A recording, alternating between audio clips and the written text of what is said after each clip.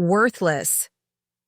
The word hung in the air of our living room like poison gas, seeping into every corner of the modernist space I'd carefully designed. I kept my expression neutral as David continued his tirade, his manicured hands gesturing wildly, sending ripples through the expensive scotch in his tumbler. Scotch I'd bought him for our anniversary. 10 years of marriage. And what do you contribute, Eliza? You flit from hobby to hobby. Interior design 1 month, photography the next. You couldn't even finish your MBA. He loosened his Hermes tie, the one I'd given him last Christmas. Meanwhile, I'm building something. Making partner at 38 doesn't happen by accident. Before we jump back in, tell us where you're tuning in from, and if this story touches you, make sure you're subscribed, because tomorrow, I've saved something extra special for you. I remained silent, a skill I'd perfected over the years. David mistook my silence for weakness, for acquiescence. He never understood it was calculation. Look at this place, he continued, sweeping his arm to encompass our penthouse apartment overlooking the Chicago skyline. Everything here, everything, is because of me. My work, my connections, my talent. The irony almost made me smile. David had no idea who actually owned the building we lived in, or that his firm's most prestigious client had been secured through a quiet dinner I'd arranged with an old college friend. He didn't know that the investment portfolio he bragged about at dinner parties was performing exceptionally well because of adjustments I made while he slept off his frequent hangovers. Maybe Audrey's right, David murmured, more to himself than to me. Maybe it's time to stop pretending. Audrey Winters, his 28-year-old associate. I'd known about the affair for 6 months, 17 days, and approximately 4 hours. Not that I would tell him that. Pretending what, David? I kept my voice soft, curious rather than confrontational. That this marriage isn't a mistake. He drained his glass, refusing to meet my eyes. You need me, Eliza. Let's be honest. You'd be nothing without me. But I don't need dead weight anymore. Not when I'm this close to making senior partner. Absorbed the blow without flinching. From anyone else, those words might have wounded me. From David, they were merely the final confirmation I needed.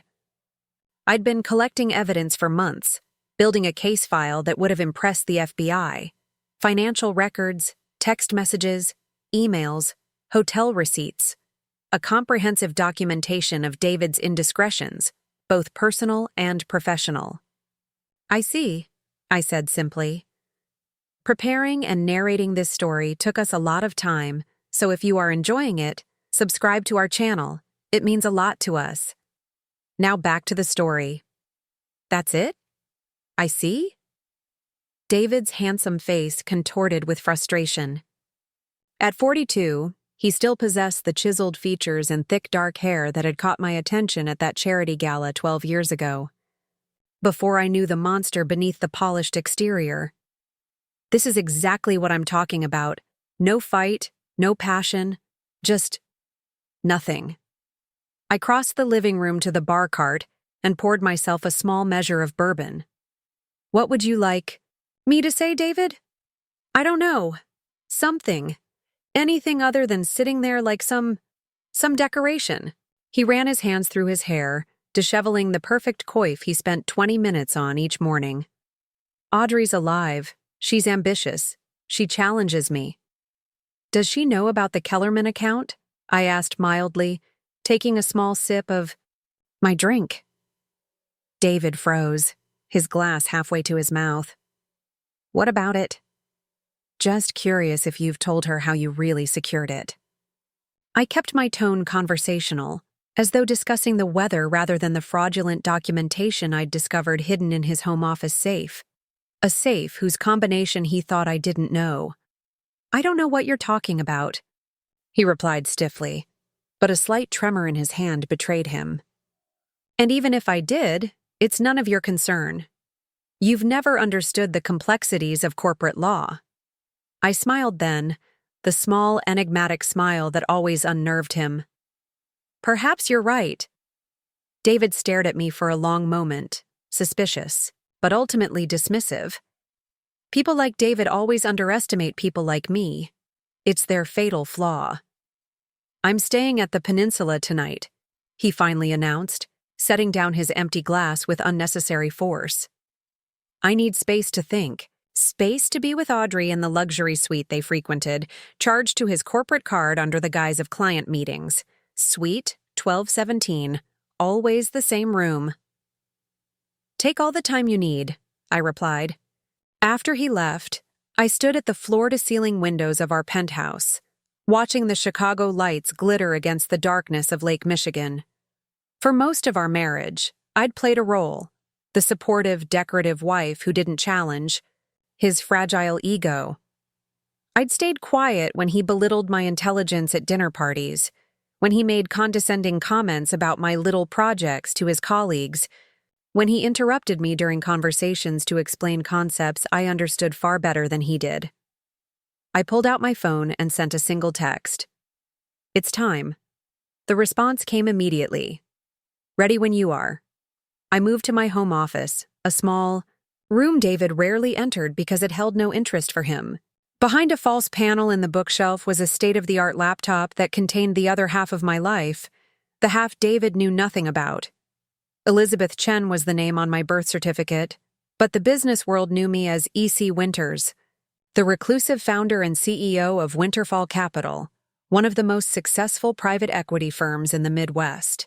Through layers of shell companies and carefully constructed legal entities, I controlled assets worth billions, including the building we lived in and, as of 3 months ago, a controlling interest in Drake & Associates, the law firm where David had spent 15 years climbing the ladder. My father had built a small but successful import business that was systematically dismantled by predatory investors when I was 19. He died of a heart attack 1 week after losing everything. I'd made a promise at his funeral that I would never be powerless again, never watch someone I loved destroyed by people who viewed money as a game and lives as collateral damage. I'd met David during my first year building Winterfall. Back then, I was still figuring out how to navigate the male-dominated world of finance, still learning the painful lesson that a young woman would never be taken seriously unless she hid behind masculine pseudonyms and mysterious corporate structures. David had seemed different, supportive, encouraging. I'd believed in our partnership enough to reveal my ambitions, my dreams. "That's cute," he'd said, patting my hand. "But leave the serious business to me, sweetheart. That's why you're getting an MBA, right? To help me manage my practice someday." Instead of arguing, I simply changed strategies. I compartmentalized my life: wife by day, financial mastermind by night. While David networked at legal conferences, I built an empire in the shadows, using the knowledge I gained from his loose lips and careless document handling to make strategic investments and acquisitions. I powered up the laptop and logged into my secure server. The comprehensive file on David appeared, along with a separate folder labeled Drake & Associates Restructuring. I opened a video chat window, and 3 faces appeared on the screen: my executive team, the only people who knew the full extent of both my personal and professional lives. "Good evening, gentlemen," I greeted them. "We're moving forward. Timeline Alpha." Marcus Chen, my cousin and Winterfall's COO, nodded briskly. Unlike me, he'd kept our family name, protected by male privilege and a Harvard MBA. "All pieces are in position. The board is prepared for tomorrow's announcement."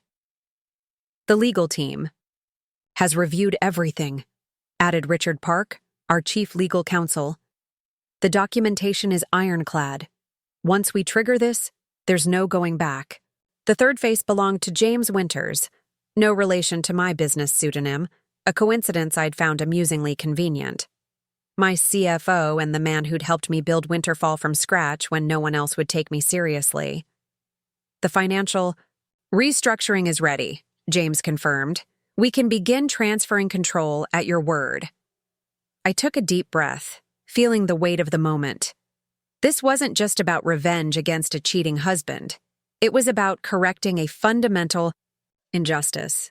Drake and Associates had systematically discriminated against female attorneys for years, creating a toxic culture that valued billable hours over human dignity.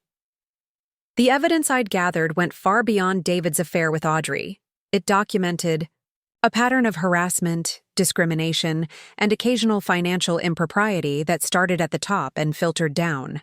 Tomorrow at 9 a.m., we take control, I decided. Make sure all electronic access is transferred precisely as we discussed. I don't want a single document deleted or a single email erased.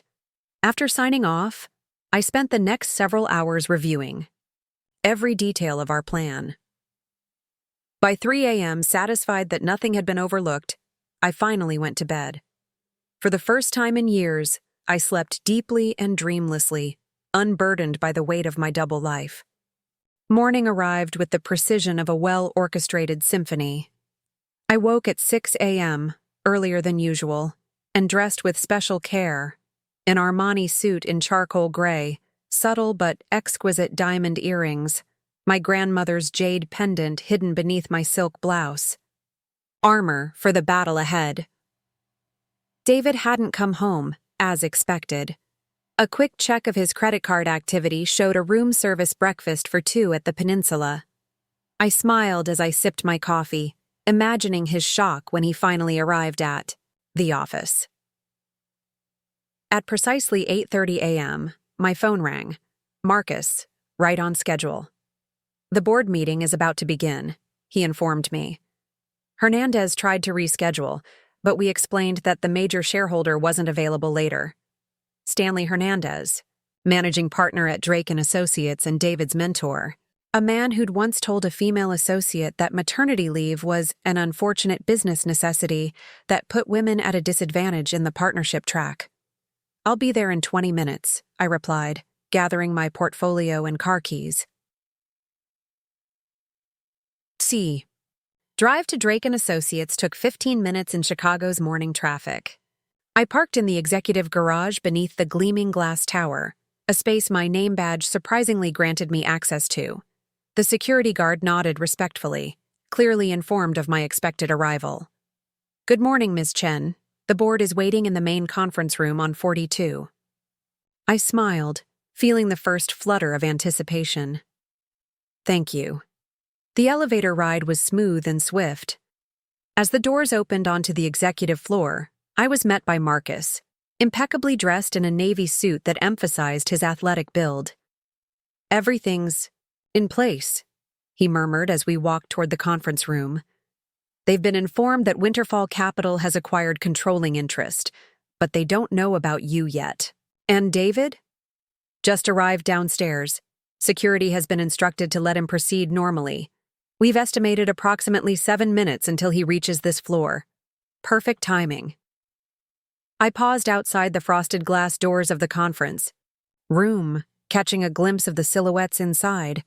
10 men and 2 women, the entire executive board of Drake and Associates. I could feel their tension from here, the nervous energy of powerful people suddenly confronted with an unexpected change in the established order. Ready? Marcus asked.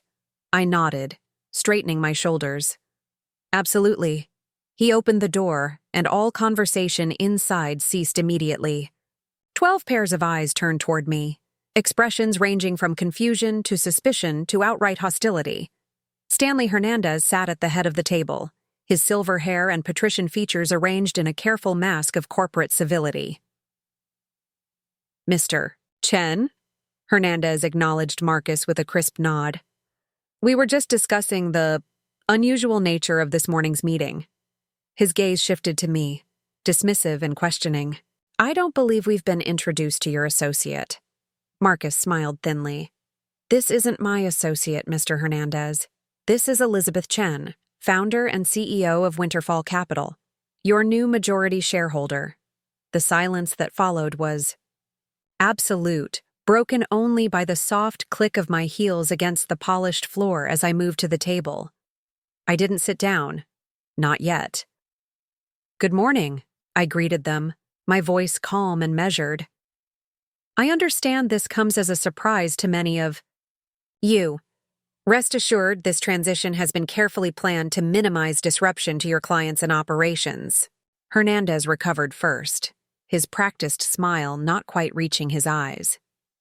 Ms. Chen, with all due respect, I think there's been some misunderstanding.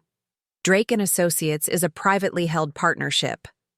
We don't have shareholders in the traditional sense. I placed my portfolio on the table and removed a slim document, sliding it across to him.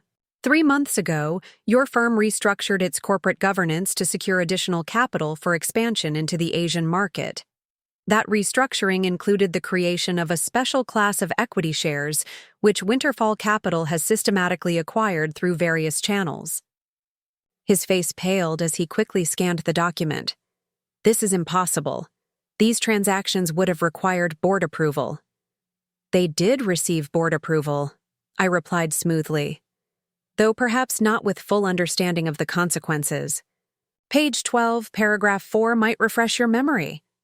As Hernandez flipped frantically through the document, the elevator chime sounded faintly in the hallway. Right on schedule. In simple terms, I continued, addressing the increasingly agitated board members, Winterfall Capital now controls 63% of Drake & Associates voting equity. Effective immediately, we will be implementing significant operational changes, beginning with management restructuring.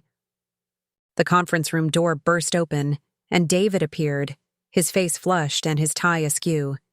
He froze when he saw me, confusion giving way to shock. Eliza?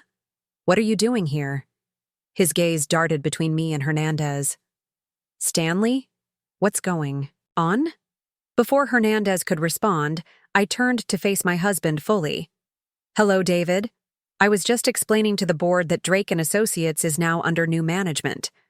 David's expression would have been comical under different circumstances, the slow-motion collapse of arrogance into comprehension, then disbelief. What are you talking about? He demanded. You can't just walk in here and, actually, I can. I interrupted calmly. As the representative of the majority shareholder, I have not only the right, but the responsibility to ensure this firm is being properly managed. I finally took a seat at the table, not at the foot where visitors usually sat, but directly opposite Hernandez. Marcus discreetly placed a sleek laptop in front of me and opened it to reveal a presentation titled, Drake & Associates, Restructuring for the Future. Please, David, take a seat. I gestured to an empty chair. This concerns you, too. He remained, standing, his handsome face contorted with confusion. I don't understand. How could you possibly? Perhaps I haven't properly introduced myself, I said, allowing a small smile. To the world of finance, I'm known as E.C. Winters, founder and CEO of Winterfall Capital.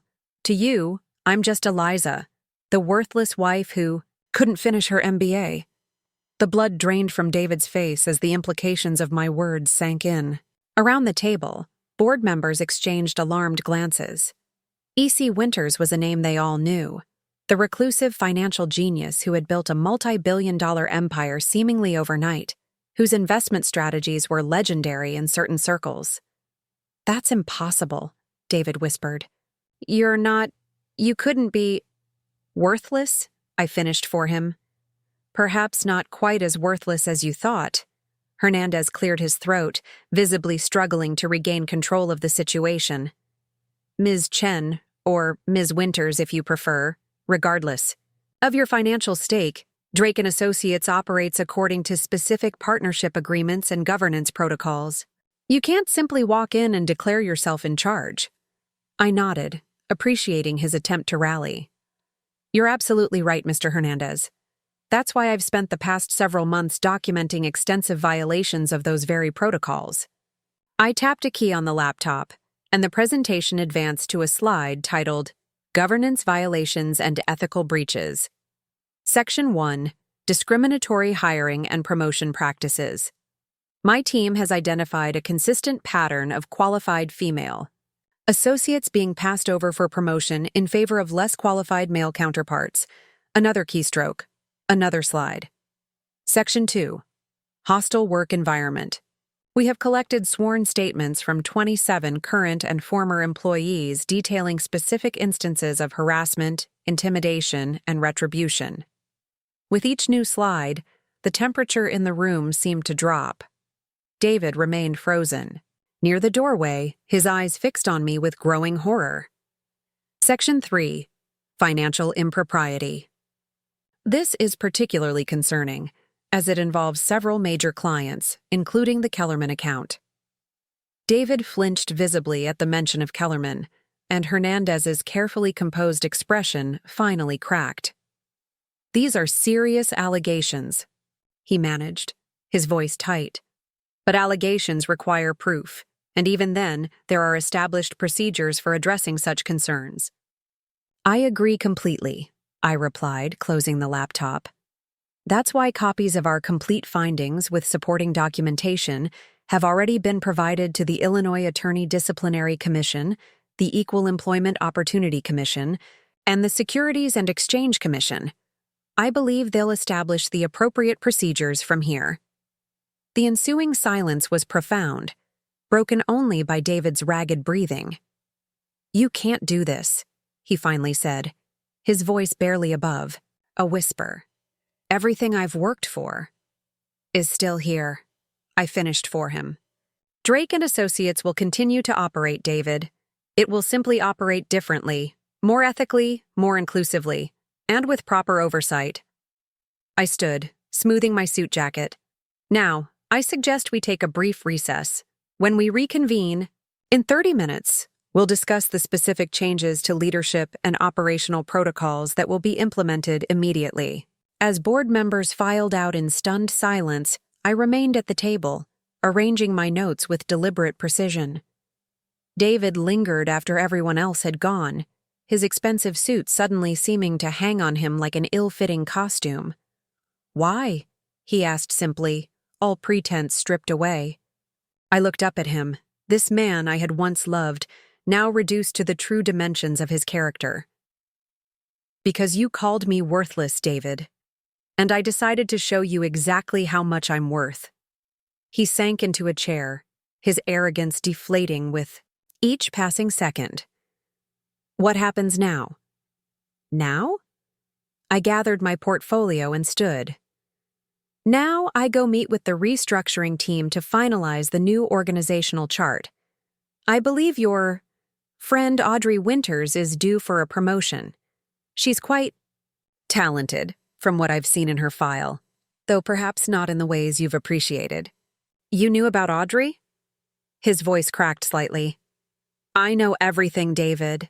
That's what made me so valuable, and you so very, very replaceable." As I walked toward the door, he called after me, desperation edging his voice. "And us? What about our marriage?" I paused, turning back with a small, sad smile. "I'll have the divorce papers delivered to your office this afternoon. Don't worry about moving your things out of the penthouse. I've arranged for a service to pack and deliver them to the peninsula. Suite 1217, I believe. You seem to like it there." The shock on his face confirmed what I already knew. That he'd never truly seen me, never bothered to look beyond the careful facade I'd constructed. It was his loss, and now his downfall. In the hallway, Marcus was waiting with Richard and James, my executive team ready to implement the next phase of our plan. "The HR team is standing by," Marcus informed me. "We've identified key positions for immediate review and replacement." I nodded, feeling remarkably light. "Let's proceed, and make sure Ms. Winters, Audrey Winters, is scheduled for an interview at 2 o'clock. I'd like to personally assess her potential in a non-compromised environment." As we walked toward the temporary office they'd prepared for me, I caught a glimpse of myself in the reflective glass of a conference room, straight-backed, clear-eyed, unmistakably in command. For years, I'd hidden in the shadows, building my empire in secret while enduring David's casual cruelty and dismissal. No more shadows. No more pretending to be less than I was. No more silently absorbing the word worthless from a man who couldn't recognize true value if it was labeled and cataloged in front of him. Are you ready for the department heads meeting? Richard asked as we approached the executive suite that would now serve as my command center for the restructuring. I smiled, feeling the weight of the jade pendant against my skin. My grandmother's. Reminder that true strength often lies in patient endurance until the perfect moment to strike. More than ready, I replied. It's time they learned what worthless really looks like. The temporary office they'd prepared overlooked the Chicago River, the spring sunlight glinting off the water in sharp contrast to the tense atmosphere inside the building. On the desk was a detailed organizational chart of Drake and Associates, with certain names highlighted in red, starting with Stanley Hernandez and including David's entire circle of sycophants and enablers. The first wave of terminations has been prepared, James informed me, placing a stack of personnel files next to the chart. Legal has reviewed everything to ensure compliance with employment regulations and partnership agreements. I scanned the files quickly, noting the careful documentation of performance issues, ethical violations, and cultural toxicity. Have security standing by? I want this handled professionally, but decisively. Of course, Marcus agreed. We've also prepared announcements for clients to reassure them about continuity of representation during the transition. A soft knock at the door interrupted us. It was Lisa Joe, a senior associate I'd identified from personnel records as someone repeatedly passed over for partnership despite outstanding performance metrics. Ms. Chen, the department heads are assembled in Conference Room B. Thank you, Lisa, I replied warmly. And please call me Elizabeth. Her surprise at being addressed as a peer rather than a subordinate was evident, but she quickly recovered. Yes, Elizabeth. They're quite anxious. As they should be, I murmured, gathering my materials. Change is always uncomfortable, especially for those who've benefited from the status quo. The conference room fell silent as I entered, 6 department heads watching me with varying degrees of apprehension and hostility. I recognized most from David's work functions, men who'd spoken over me at dinner parties, who'd made condescending remarks about my little hobbies, who'd exchanged knowing glances when David dismissed my opinions. Good morning, I began, taking my place at the head of the table. I understand there's considerable confusion about what's happening today. Let me be clear. Drake and Associates is now under the majority control of Winterfall Capital. The firm will continue to operate, but with significant changes to leadership, culture, and operational priorities. Morris Davies, head of corporate litigation and David's favorite drinking buddy, leaned forward with a forced smile. Ms. Chen, while we respect your investment, you must understand that a law firm isn't like other businesses. Our clients rely on stability and continuity. Any disruption could be catastrophic. I agree completely, Mr. Davies, I replied pleasantly. That's why we've already communicated with your top 20 clients to assure them that their matters are being handled with appropriate attention. Interestingly, 17 of them expressed relief at the prospect of more diverse leadership. His smile faltered. You contacted our clients? Without authorization? As majority shareholder, I am the authorization, Mr. Davies. But more importantly, as someone committed to ethical business practices, I felt obligated to address certain inconsistencies in client billing that our review uncovered. The room temperature seemed to drop several degrees. I opened a folder and slid a document across to Davies. Your department in particular showed some creative approaches to hourly billing. 300 billable hours in January for the Westland case? That's impressive, considering court records show it settled on January 12th. Davies paled visibly. There must be some mistake. There were many mistakes, I agreed. And they will all be rectified. Now, let's discuss the new departmental structure. Effective immediately, all department heads will report to an executive committee consisting of myself, Marcus Chen, Richard Park, and James Winters. I distributed revised organizational charts showing the dramatic reshuffling of power. Several names were conspicuously absent, including Davies' own. "Where's my position?" he demanded, voice rising. "This is outrageous. I've been with this firm for 20 years. "Your services are no longer required, Mr. Davies," I informed him calmly. "Security is waiting to escort you to clean out your office. Your clients will be redistributed among associates who haven't been manipulating their billable hours." As Davies sputtered in indignation, I continued through the list, methodically informing each toxic leader of their termination.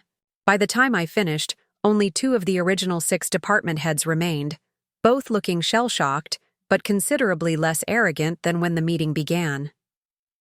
"Ms. Chen," ventured Janet Maxwell, head of intellectual property, and one of the survivors. "May I ask what qualities you're looking for in the new leadership team?" I smiled, genuinely appreciating her directness. "Competence, integrity, collaborative spirit, and a demonstrated commitment to developing talent regardless of gender, race, or background. The legal industry has operated on an outdated model for too long. Drake and Associates has an opportunity to become a leader in changing that paradigm." After the meeting concluded and security began the process of escorting terminated executives from the building, I took a moment alone in the conference room, watching the drama unfold through the glass walls.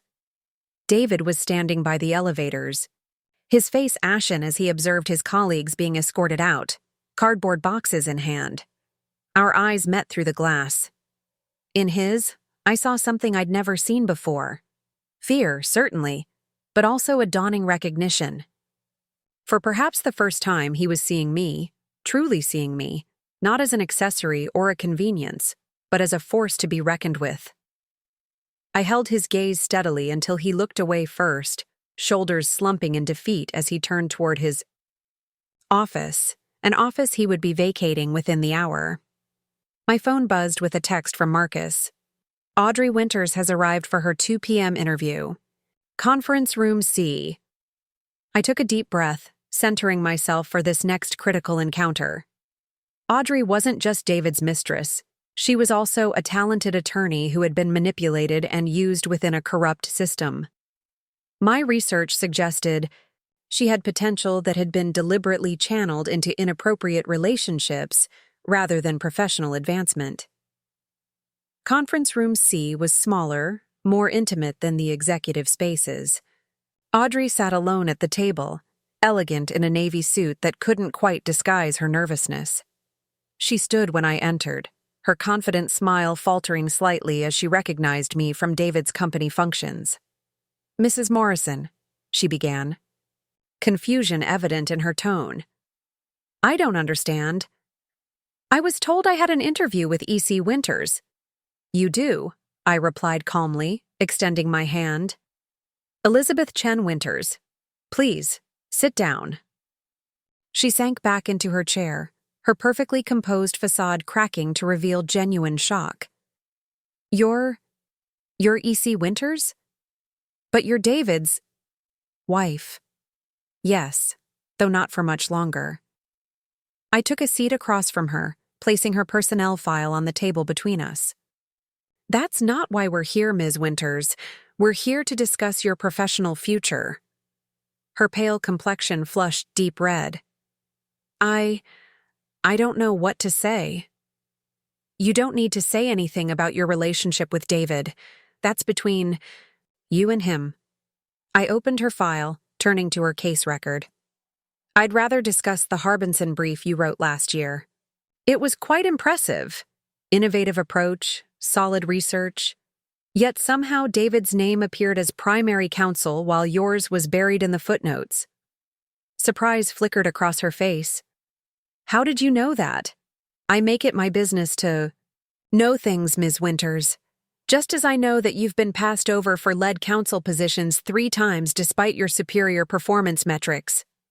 Just as I know that your salary is 23% lower than male associates with comparable experience."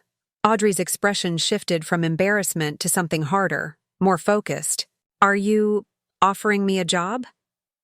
"I'm offering you an opportunity," I clarified. "Drake and Associates is undergoing significant restructuring. We're creating a new position, Director of Associate Development, responsible for mentoring junior attorneys and ensuring equitable distribution of career-advancing opportunities. I slid a job description across the table. The salary figure at the bottom was nearly double her current compensation. "Why me?" she asked warily. "Especially given circumstances." "Because your work speaks for itself, Ms. Winters. Because you've navigated a deeply flawed system as best you could with the tools available to you. And because I believe in second chances, for institutions and for individuals." I stood, smoothing my skirt. "Take 24 hours to consider the offer. The position reports directly to me, so you should be certain you can work comfortably in that arrangement." As I reached the door, she called after me. "Did you know about David and me?" I paused, turning back. Yes, I knew everything. The question is, "Did you know about me?" She shook her head slowly. "He said you were uninvolved, uninterested in his work, that you were content to be supported. And you believed that," I observed without judgment, "just as he believed I was worthless without him. We all make miscalculations, Ms. Winters. The true measure of character is what we do after we recognize our errors." I left her with that thought, closing the door quietly behind me. In the hallway, Lisa Jo was waiting with an update on the client communication strategy. "The initial responses have been mostly positive," she reported as we walked toward my temporary office.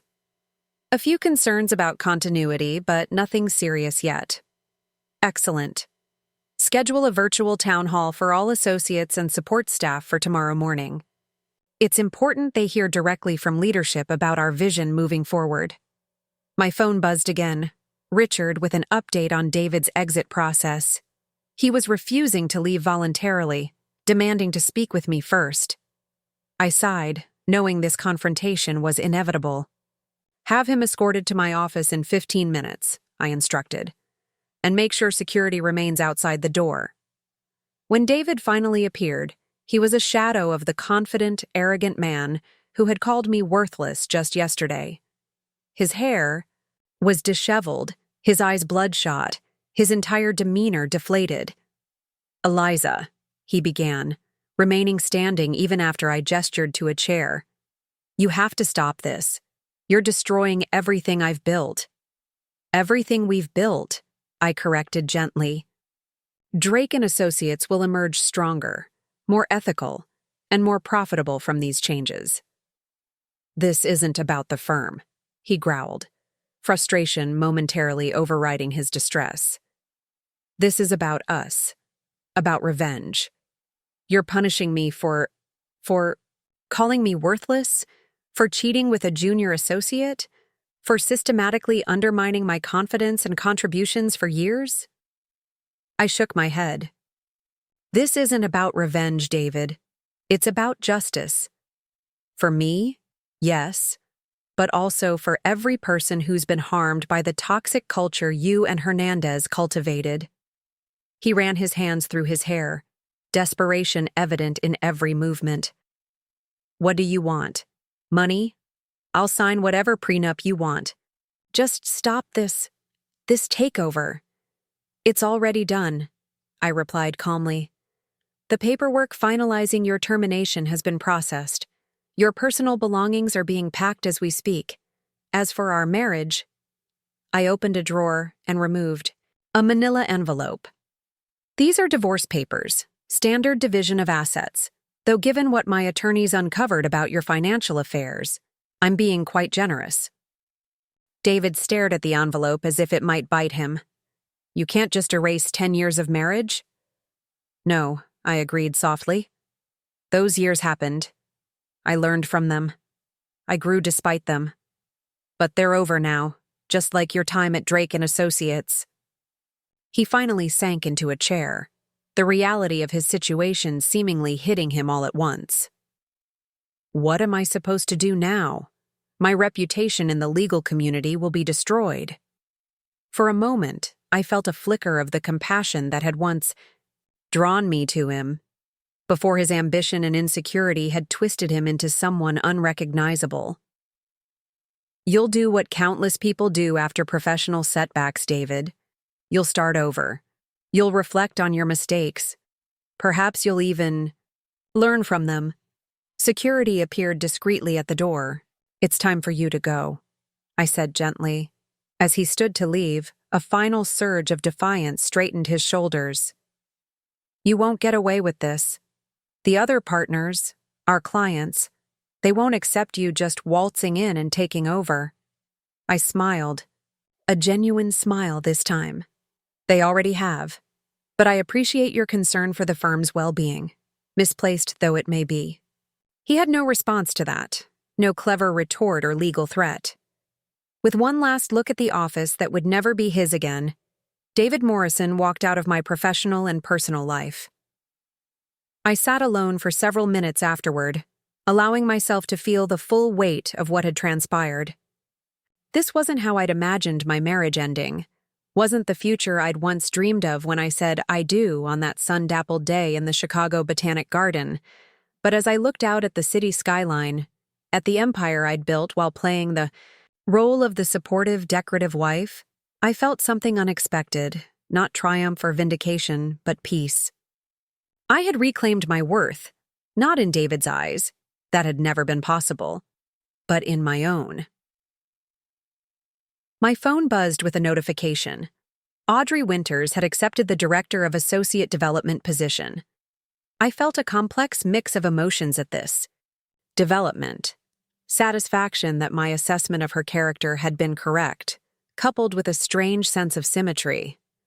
The woman who had been a symptom of Drake and Associates' toxic culture would now help cure it. The last of the terminated executives have left the building, Marcus reported, appearing in my doorway. Though I suspect we haven't heard the last from them. I'd be disappointed if we had, I replied, gathering my things. People don't surrender. Power without a fight. Speaking of fights, Hernandez is already reaching out to other partners about challenging the acquisition. He's claiming the share structure was misrepresented. I smiled, unsurprised. Let him try. Every document is ironclad, every transaction meticulously recorded. In the meantime, let's focus on stabilizing client relationships and introducing the new leadership structure. As we walked through the executive floor, I could feel the curious stares of remaining employees, some fearful, others hopeful, all uncertain about what these dramatic changes meant for their futures. Schedule individual meetings with all senior associates for tomorrow, I instructed Lisa, who had seamlessly transitioned into the role of my executive assistant. I want to hear directly from them about the challenges they've been facing and their ideas for improvement. Already on the calendar, she confirmed. And Ms. Winters asked if she could start tomorrow rather than waiting until next week. Tell her that works perfectly. I'd like her to join the town hall meeting. By the time I left Drake and Associates, that evening, the initial shockwaves of the takeover had begun to settle into a more focused anxiety. The first phase of our plan had been executed flawlessly, but I harbored no illusions about the challenges ahead. Transforming a deeply entrenched culture would require more than just removing toxic leadership. It would demand consistent, transparent demonstration of different values. The Chicago traffic was heavy as I drove home, giving me time to reflect on the day's events. For 10 years, I'd lived a compartmentalized life. Eliza Morrison, decorative wife, and E.C. Winters, financial powerhouse. The relief of finally integrating those identities was profound. Like setting down a heavy weight I'd carried for so long, I'd forgotten it wasn't part of me. When I reached the penthouse, I found it eerily quiet. David's presence had always filled our home with a particular energy, demanding, sometimes suffocating but familiar. Without it, the space felt both emptier and somehow larger, full of possibilities. I kicked off my heels and poured myself a glass of the Macallan 25, David's precious scotch that he'd never let me touch. As I sipped it, savoring the complex, notes of dried fruit and oak, my phone rang. James Winters, my CFO. Elizabeth, he began without preamble. Hernandez just filed an emergency injunction attempting to block the restructuring. His attorneys are claiming fraud and misrepresentation. I moved to my home office, activating the secure computer system. Send me the filing, and get Richard on a conference call in 15 minutes. The legal challenge was exactly what we'd anticipated, a desperate attempt to regain control through the courts when direct methods had failed. Hernandez's filing was full of righteous indignation, but light on substantive legal arguments. By the time Richard joined our call, I'd already identified 3 fatal flaws in their case. This will be dismissed within 48 hours, Richard confirmed after reviewing the documents. They're claiming they didn't understand the implications of the restructuring, but their own signatures on the disclosure documents contradict that argument. Nevertheless, we should prepare for more creative challenges, I cautioned. Men like Hernandez and David don't accept defeat easily, especially at the hands of a woman they underestimated. After the call, I moved through the penthouse, suddenly seeing it with fresh eyes. Every piece of art, every stick of furniture reflected David's taste. Or rather, the taste he thought appropriate for a successful corporate attorney. Modern, sleek, impressive but ultimately cold and impersonal. On impulse, I entered the guest bedroom that had served as my retreat when David's presence became too overbearing. Unlike the rest of our home, this space contained touches of my true self. Books David had dismissed as too academic, photographs I'd taken during solitary walks through the city, a small jade plant that had survived against all odds in the north-facing window. I decided then that I wouldn't keep the penthouse after the divorce. Like my marriage, it had been a beautiful facade concealing an empty core. It was time for a fresh start in a space that reflected my authentic self, not the carefully constructed character I'd played for David's benefit. My phone buzzed again. AI text from Marcus with a link to a legal blog already reporting on the dramatic shakeup at Drake & Associates. The comments section was filled with speculation and insider gossip, much of it painting me as a vengeful wife, using her wealth to punish her cheating husband. If only they knew how much larger this was than one failed marriage or wounded pride. Slept fitfully that night, waking before dawn with my mind already racing through the day ahead. The town hall meeting would be critical in setting the tone for Drake & Associates' transformation. I dressed with deliberate care, a tailored burgundy suit that projected authority without intimidation, paired with my grandmother's jade pendant, openly displayed rather than hidden beneath my blouse. By the time I arrived at the office, the executive floor was already humming with activity. The restructuring team had worked through the night, preparing detailed transition plans for each department. Hernandez gave an interview to the Chicago Legal Daily. Lisa informed me as she handed me a coffee prepared exactly as I liked it, something David had never bothered to learn despite a decade of marriage. He's calling the takeover an unprecedented attack on the independence of the legal profession. I skimmed the article, noting with amusement that Hernandez had carefully avoided mentioning any of the ethical violations we'd documented. Forward this to Richard's team. We may need to prepare. A measured response after the town hall. Audrey Winters was waiting in my office, her composure restored, but a new wariness evident in her posture. She stood as I entered, her handshake firm despite her obvious nervousness. "Thank you for coming in early," I greeted her. "I thought we should align on messaging before the town hall."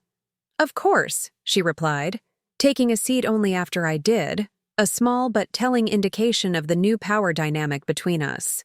"I've reviewed the organizational restructuring plan. It's impressive, ambitious, but necessary," I added. "Drake & Associates has operated on an outdated model that rewards specific types of behavior and penalizes others. You've experienced this firsthand." She flinched slightly but didn't deny it. "May I speak frankly?"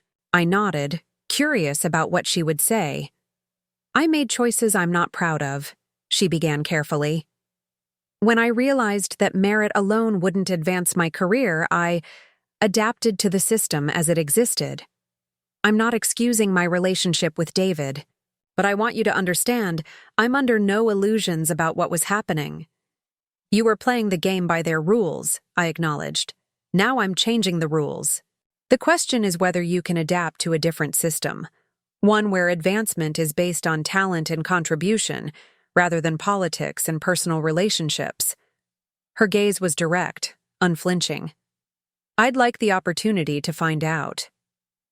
That's why you're here, I replied simply. Now, let's discuss your role in today's town hall. As the new Director of Associate Development, you represent the future we're building. I'd like you to speak specifically about the mentorship program we're establishing. For the next half hour, we outlined a vision for Drake and Associates that emphasized collaboration over competition, diversity over homogeneity, and integrity over expediency. By the time we finished, Audrey's initial wariness had given way to cautious enthusiasm. I never imagined this kind of transformation was possible, she admitted as we prepared to head to the auditorium where the town hall would be held, even in my most optimistic moments. That's by design, I told her. Systems of inequality persist partly because those within them can't envision alternatives. Our first task is to make a different future not just possible, but inevitable. The auditorium was filled to capacity when we arrived, buzzing with the nervous energy of people whose professional lives had been suddenly upended. I felt hundreds of eyes tracking my movement as I took the stage, Audrey and the executive team arrayed behind me. Good morning, I began, my voice calm and measured. I recognize that the past 24 hours have been disorienting for many of you. Sudden change, especially change that affects your livelihood, creates understandable anxiety. I paused, making eye contact with various sections of the audience. Drake and Associates has a proud history and exceptional talent. What it has lacked is leadership worthy of that talent. Leadership that recognizes excellence regardless of gender, background, or willingness to participate in a culture of exclusion. A murmur ran through the crowd, part surprise, part recognition, of hard truths finally spoken aloud. Today marks the beginning of a transformation. Some of you will welcome these changes. Others will resist them. Both reactions are natural. What I ask is that you judge this new direction by its results rather than by rumors or speculation. For the next hour, my team and I outlined specific changes, a comprehensive review of all compensation to identify and correct gender and racial disparities, a revamped promotion process with transparent criteria, and a zero-tolerance policy for harassment and discrimination. When it was Audrey's turn to speak, she stepped forward with quiet confidence. Many of you know me, she began. Some of you may have heard rumors about me. Today, I stand before you not to explain or defend my past choices, but to help create a future where no associate feels they must compromise their dignity to advance their career. Her candor seemed to resonate with the audience, particularly the younger associates whose expressions shifted from skepticism to cautious hope. After the formal presentations, we opened the floor for questions. They came rapidly, some pointed, others genuinely curious about how these changes would affect daily operations. I answered each one directly, refusing to hide behind corporate jargon or vague reassurances. What about our clients? Asked a senior associate from the tax department. Won't they be concerned about stability during this transition? Some will, I acknowledged. That's why we've already reached out to each of your top clients personally. What we found is that most are more concerned with the quality of their representation than with who sits in the corner offices. Another hand raised, a junior associate I recognized from personnel files as someone with exceptional credentials but limited case assignments. Will there be reviews of current workload? Distribution? Some of us have been overlooked for significant projects. Absolutely, Audrey responded before I could. That review begins today. My office door is open to anyone who feels their skills haven't been fully utilized. By the time the town hall concluded, the atmosphere had shifted noticeably from tense apprehension to cautious optimism. Not universal acceptance, certainly. I noticed several senior associates huddled in corners, expressions dark with disapproval, but enough momentum to build upon. That went better than expected, Marcus observed as we returned to the executive floor. Though I counted at least 15 people who looked ready to update their resumes. Let them, I replied. This transition was never going to retain everyone. Some are too invested in the old system to function in the new one. Lisa met us at the elevator with updates. 3 clients had called to express support for the changes. A federal judge had denied Hernandez's emergency injunction as legally insufficient, and David had been spotted meeting with attorneys from a rival firm. He's likely trying to take clients with him, James observed. Let him try, I said, unconcerned. Our client agreements have strong non-solicitation clauses, and given the circumstances of his departure, any attempt to circumvent those would only strengthen our position. The remainder of the day passed in a blur of meetings, strategic planning sessions, and crisis management. By evening, we had weathered the initial storm and begun implementing the structural changes that would transform Drake and Associates from within. As I prepared to leave, Audrey appeared in my doorway looking exhausted but determined. I've been reviewing the associate files, she said, entering when I waved her in. The pattern of discrimination is even worse than I realized. Some of these women have billable hours and client development statistics that far outpace their male counterparts, yet they've been consistently passed over for lead counsel positions. Not surprising, I replied, gathering my things. The system was designed to appear meritocratic while maintaining existing power structures. Your job is to dismantle that system, carefully but completely. She nodded, her expression thoughtful. There's something I've been wondering all day. You knew about David and me, about everything that was happening here. You were building this takeover for months, maybe years. Why wait? Why endure it for so long? I considered her question seriously, recognizing the genuine curiosity behind it. Timing, I finally answered.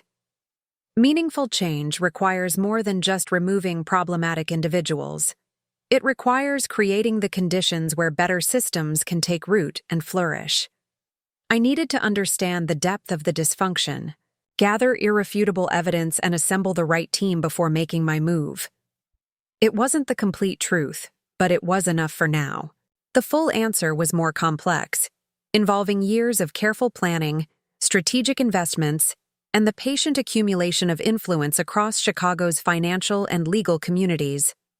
Some stories were still mine alone to know. Will you be here tomorrow? She asked as we walked toward the elevator.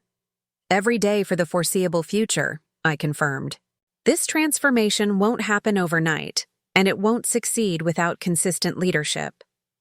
Outside, the spring evening was unexpectedly mild, the last light of day catching on the glass and steel of Chicago's skyline.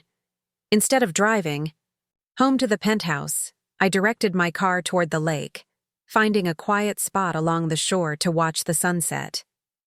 10 years of my life had been dedicated to building 2 separate identities, the accommodating wife and the ruthless CEO. Now, those identities were merging, creating something new that was neither fully one nor the other. Who was Elizabeth Chen without the mask of Eliza Morrison or the anonymity of E.C. Winters? It was a question I hadn't allowed myself to consider until now. My phone buzzed with a text from David. We need to talk, please. This isn't just about us anymore. I deleted it without responding. Whatever David thought he needed to say could be communicated through attorneys. Our personal relationship was over. Only the legal dissolution remained. Instead, I called my mother, something I hadn't done often enough during my marriage, partly because David had found her provincial and discouraged her visits. Lizzie, she answered on the second ring, her voice warm with surprise. Is everything all right? You never call on weeknights. Everything's changing, Mom, I told her, watching the orange sun sink into Lake Michigan. I've left David, or rather, I've asked him to leave. Her silence spoke volumes. She had never fully approved of David, but had respected my choices enough to keep her concerns private. "Are you okay?" she finally asked, her voice gentle but not pitying. "I'm better than okay," I replied, realizing, as I said it, that it was true. "I'm finally becoming who I was meant to be. Your father would be so proud," she said softly. "He always said you had steel in your spine, even when you were little." The mention of my father brought a tightness to my throat. "I wish he could see what I've built."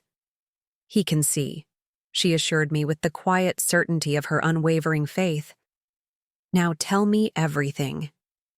So I did. Not the financial details or legal strategies, but the emotional journey from being called worthless to reclaiming my worth in the most definitive way possible. She listened without interruption, offering neither judgment nor advice, simply the gift of her attention. "Will you come visit soon?" I asked as our conversation wound down. "I'm looking for a new place, something that's truly mine." "Just try to keep me away," she laughed.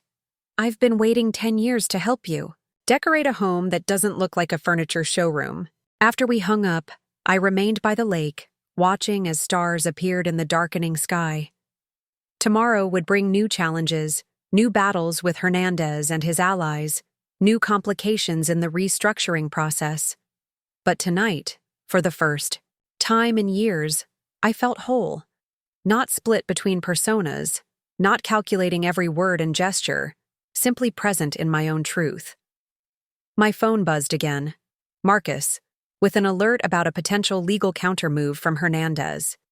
The real world, intruding on my moment of peace. I sighed, returning to my car. The journey ahead would be neither easy nor straight, but at least I was finally walking it as myself. The next morning arrived with the first real test of our restructuring plan. Overnight, Hernandez had convinced 3 major clients to threaten withdrawal unless the traditional leadership was reinstated. Their letters, nearly identical in wording, suggested coordinated pressure rather than independent decisions. "It's a calculated move," Richard observed during our emergency strategy meeting. "These clients represent about 15% of annual revenue. Significant, but not catastrophic if they actually leave." "They won't leave," I replied confidently. "At least not all of them. This is a negotiating tactic, not a genuine threat. Schedule individual meetings with each client's decision-makers. No lawyers, no entourage, just me." Marcus looked skeptical. "Hernandez has deep relationships with these clients, personal friendships that go back decades." "And I have something more valuable than friendship," I countered. "Data. Specifically, data showing that they've been systematically overcharged for years.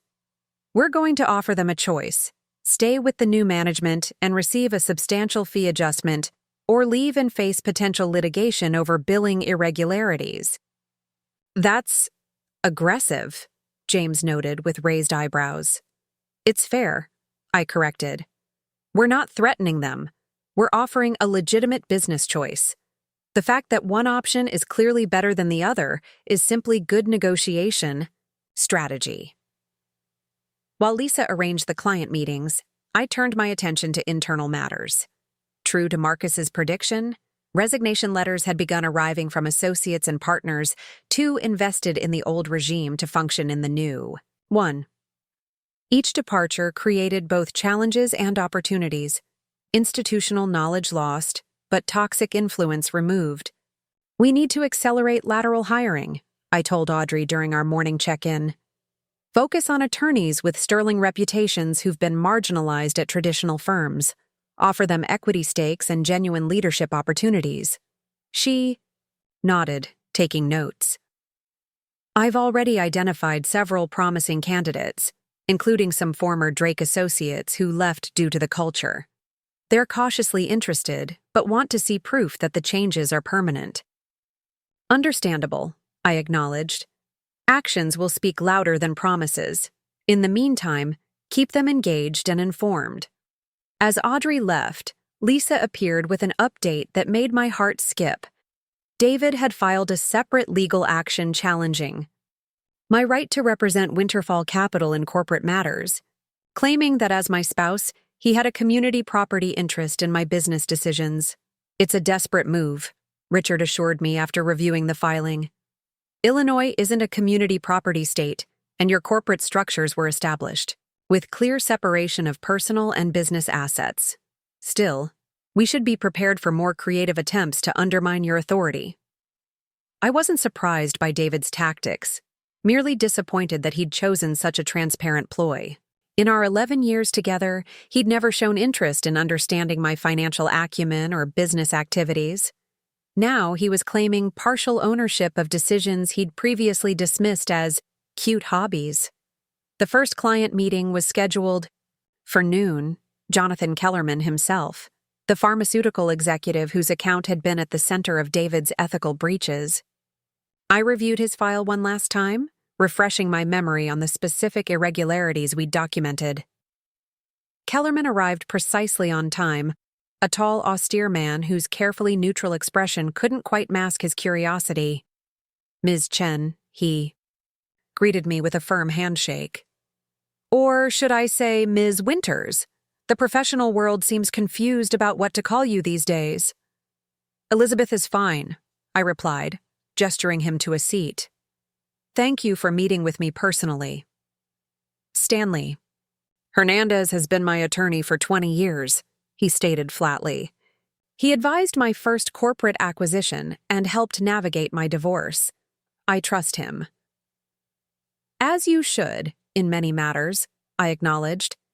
Mr. Hernandez is an experienced attorney with valuable expertise. What he is not, however, is an ethical billing manager.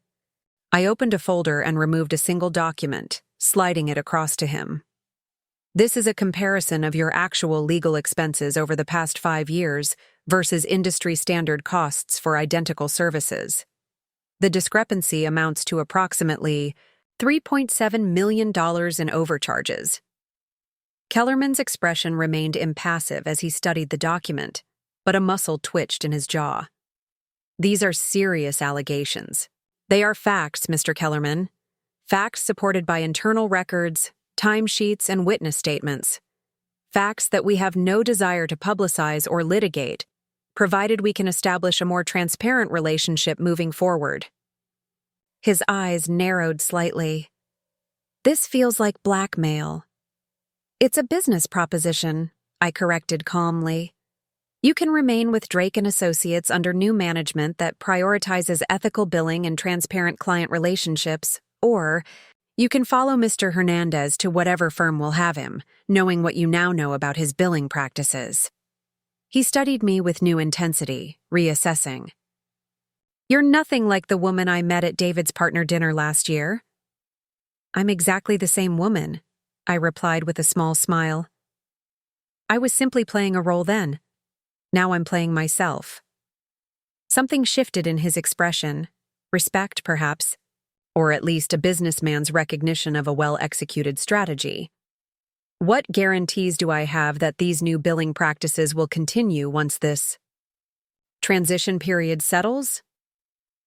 Complete audit access to all billable hours related to your matters, quarterly reviews with independent verification, and my personal guarantee, which, as you may have discovered from your undoubtedly thorough research, this morning has never been broken in any business context. By the time Kellerman left an hour later, he had not only agreed to remain with Drake & Associates, but had expanded our engagement to include a pending acquisition his company was exploring. 1 down, 2 to go. The remaining client meetings followed. A similar pattern, initial resistance, followed by strategic disclosure of documentation, culminating in renewed commitment to the firm under new management.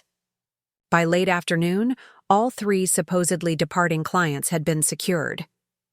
Hernandez is furious, Marcus reported with barely concealed satisfaction. Apparently, he'd already begun setting up offices for himself at Latimer and Price, promising to bring these clients with him. I nodded, unsurprised. His leverage just evaporated. More importantly, word will spread quickly through client circles about our commitment to ethical billing practices. That's the kind of reputation that builds sustainable business. Victories were tempered by news that David's legal challenge, while substantively weak, would require formal response and potentially court appearances. I authorized Richard to handle the matter, preferring to focus my energy on rebuilding Drake and Associates rather than fighting rearguard actions against my soon-to-be ex-husband.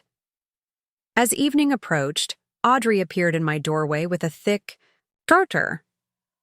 "I've completed the first phase of the associate review," she announced, placing it on my desk. As expected, we found significant disparities in assignment quality, compensation, and promotion track. What I didn't expect was how meticulously these disparities were disguised to appear performance-based. I opened the folder, scanning the detailed analysis. Systemic discrimination is always carefully camouflaged. Otherwise, it wouldn't survive. Scrutiny. "There's something else," she added, her expression troubled. "The pattern extends beyond gender to include racial and ethnic disparities. Some of our most talented associates of color have been deliberately sidelined, their contributions attributed to white colleagues. This wasn't surprising, but seeing it documented so thoroughly reinforced the importance of our transformation effort. Prepare a comprehensive remediation plan. Back pay where appropriate, promotion reconsideration, and immediate reassignment to showcase opportunities." Audrey nodded, looking simultaneously exhausted and energized. "I've already started. The first corrective promotions could be announced by next week if you approve." "Make it a priority," I confirmed. "Visible changes build credibility for our broader vision." After she left, I sat alone in the growing twilight, contemplating the magnitude of what we were attempting. Changing a deeply entrenched culture wasn't simply a matter of removing toxic leadership or implementing new policies. It required sustained effort, consistent messaging, and the courage to make difficult decisions that might appear risky in the short term but would strengthen the organization over time. My phone buzzed with a notification that made me pause. David had posted a lengthy statement on his professional social media accounts, portraying himself as the victim of a vindictive wife's irrational jealousy. The post carefully avoided mentioning any of the documented ethical violations, focusing instead on his unwavering commitment to client service and decades of building Drake & Associates into a premier firm. I forwarded the post to Richard with a single instruction. No response. David was counting on me to react publicly, to engage in a messy personal fight that would distract from the substantive issues and reinforce his narrative of emotional vengeance. It was exactly the kind of trap I'd avoided for years by maintaining my separate identities. Now, with those identities merged, the temptation to defend myself was stronger, but still one I would resist. Let him rant into the void. My response would be in actions, not words. In rebuilt careers for those he'd sidelined, in ethical representation for clients he'd overcharged, in a transformed firm culture that would stand as living refutation of everything he claimed to value. Gathered my things, ready to leave for the day, when Lisa appeared with one final update. "Audrey asked me to let you know that she's completed the preliminary interviews with the female associates who filed internal complaints that were ignored. She says it's worse than we thought. Multiple incidents involving David specifically. I absorbed this information with outward calm, though it triggered a complex mix of emotions. Not surprise. I'd suspected David's inappropriate behavior extended beyond Audrey, but a deep sadness for the women who had suffered while I built my separate life, constructing my elaborate plan for transformation rather than confronting the immediate harm. Have her prepare detailed reports, anonymized to protect privacy. We'll need to make decisions about potential settlements and support services." After Lisa left, I sat back down, suddenly weighed by the human cost of the system I'd been fighting. For years, I'd focused on the big picture, building Winterfall capital, accumulating the resources and influence necessary to effect systemic change. Had I waited too long? Could I have prevented some of this suffering by moving sooner, even with less leverage? These questions had no simple answers, no clear moral calculus to apply. I had made choices based on the information and resources available at each moment, balancing immediate intervention against long-term impact. Now I could only move forward, working to heal the damage while preventing its recurrence. My phone buzzed with a text from Marcus. David was just escorted from the building, attempted to access his old office after hours. Security followed protocol. Sighed, picturing David's desperation and anger. The man I'd married had been ambitious and occasionally insensitive, but not cruel. Somewhere along the way, success had corrupted him, power had warped his perspective, and the system had rewarded his worst instincts until they became his defining characteristics. Was the system to blame? Or had those darker qualities always been there, merely waiting for the right environment to flourish? Another unanswerable question to add to my collection. I left the office as twilight deepened into evening, the city lights coming alive against the darkening sky. Instead of returning to the penthouse, I drove to a quiet bistro in Lincoln Park, a place David had always dismissed as too bohemian for his taste. The hostess seated me at a small corner table with a good view of both the street and the restaurant interior. I ordered a glass of Pinot Noir and the mushroom risotto, then settled in to watch the ordinary magic of everyday life, couples leaning close in conversation, friends laughing over shared jokes, individuals absorbed in books or thoughts. For so long, I'd lived at a remove from this kind of simple authenticity, always calculating, always performing, always carefully managing my dual identities. The prospect of living as a single, integrated self, not E.C. Winters or Eliza Morrison, but Elizabeth Chen, complete and undivided, was both exhilarating and terrifying. My phone buzzed again. Not work this time, but my mother, sending a photo of a lakefront condo she'd spotted online. "This has your name all over it," read her message. "Natural light, views of the water, walking distance to that little bookstore you love." I smiled, saving the listing to review later. She was right. It looked perfect, serene, elegant without being showy, and completely different from the sleek modernist aesthetic David had insisted upon for our home. As I enjoyed my meal in solitary contentment, I realized I didn't feel alone, merely unaccompanied. There's a world of difference between the two states. Loneliness is an absence, but solitude is a presence, a completeness in oneself. Despite David's cruel assessment, I had never been worthless. I had simply allowed my worth to be defined by someone incapable of recognizing its true nature and extent. That mistake, at least, I would never repeat. My wine glass was nearly empty when I noticed a familiar figure entering the restaurant, Audrey Winters, looking tired but relaxed in casual clothes, accompanied by a woman I didn't recognize.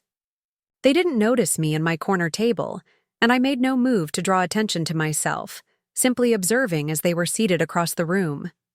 There was an easy familiarity in their interaction, suggesting a long-standing relationship rather than a casual acquaintance.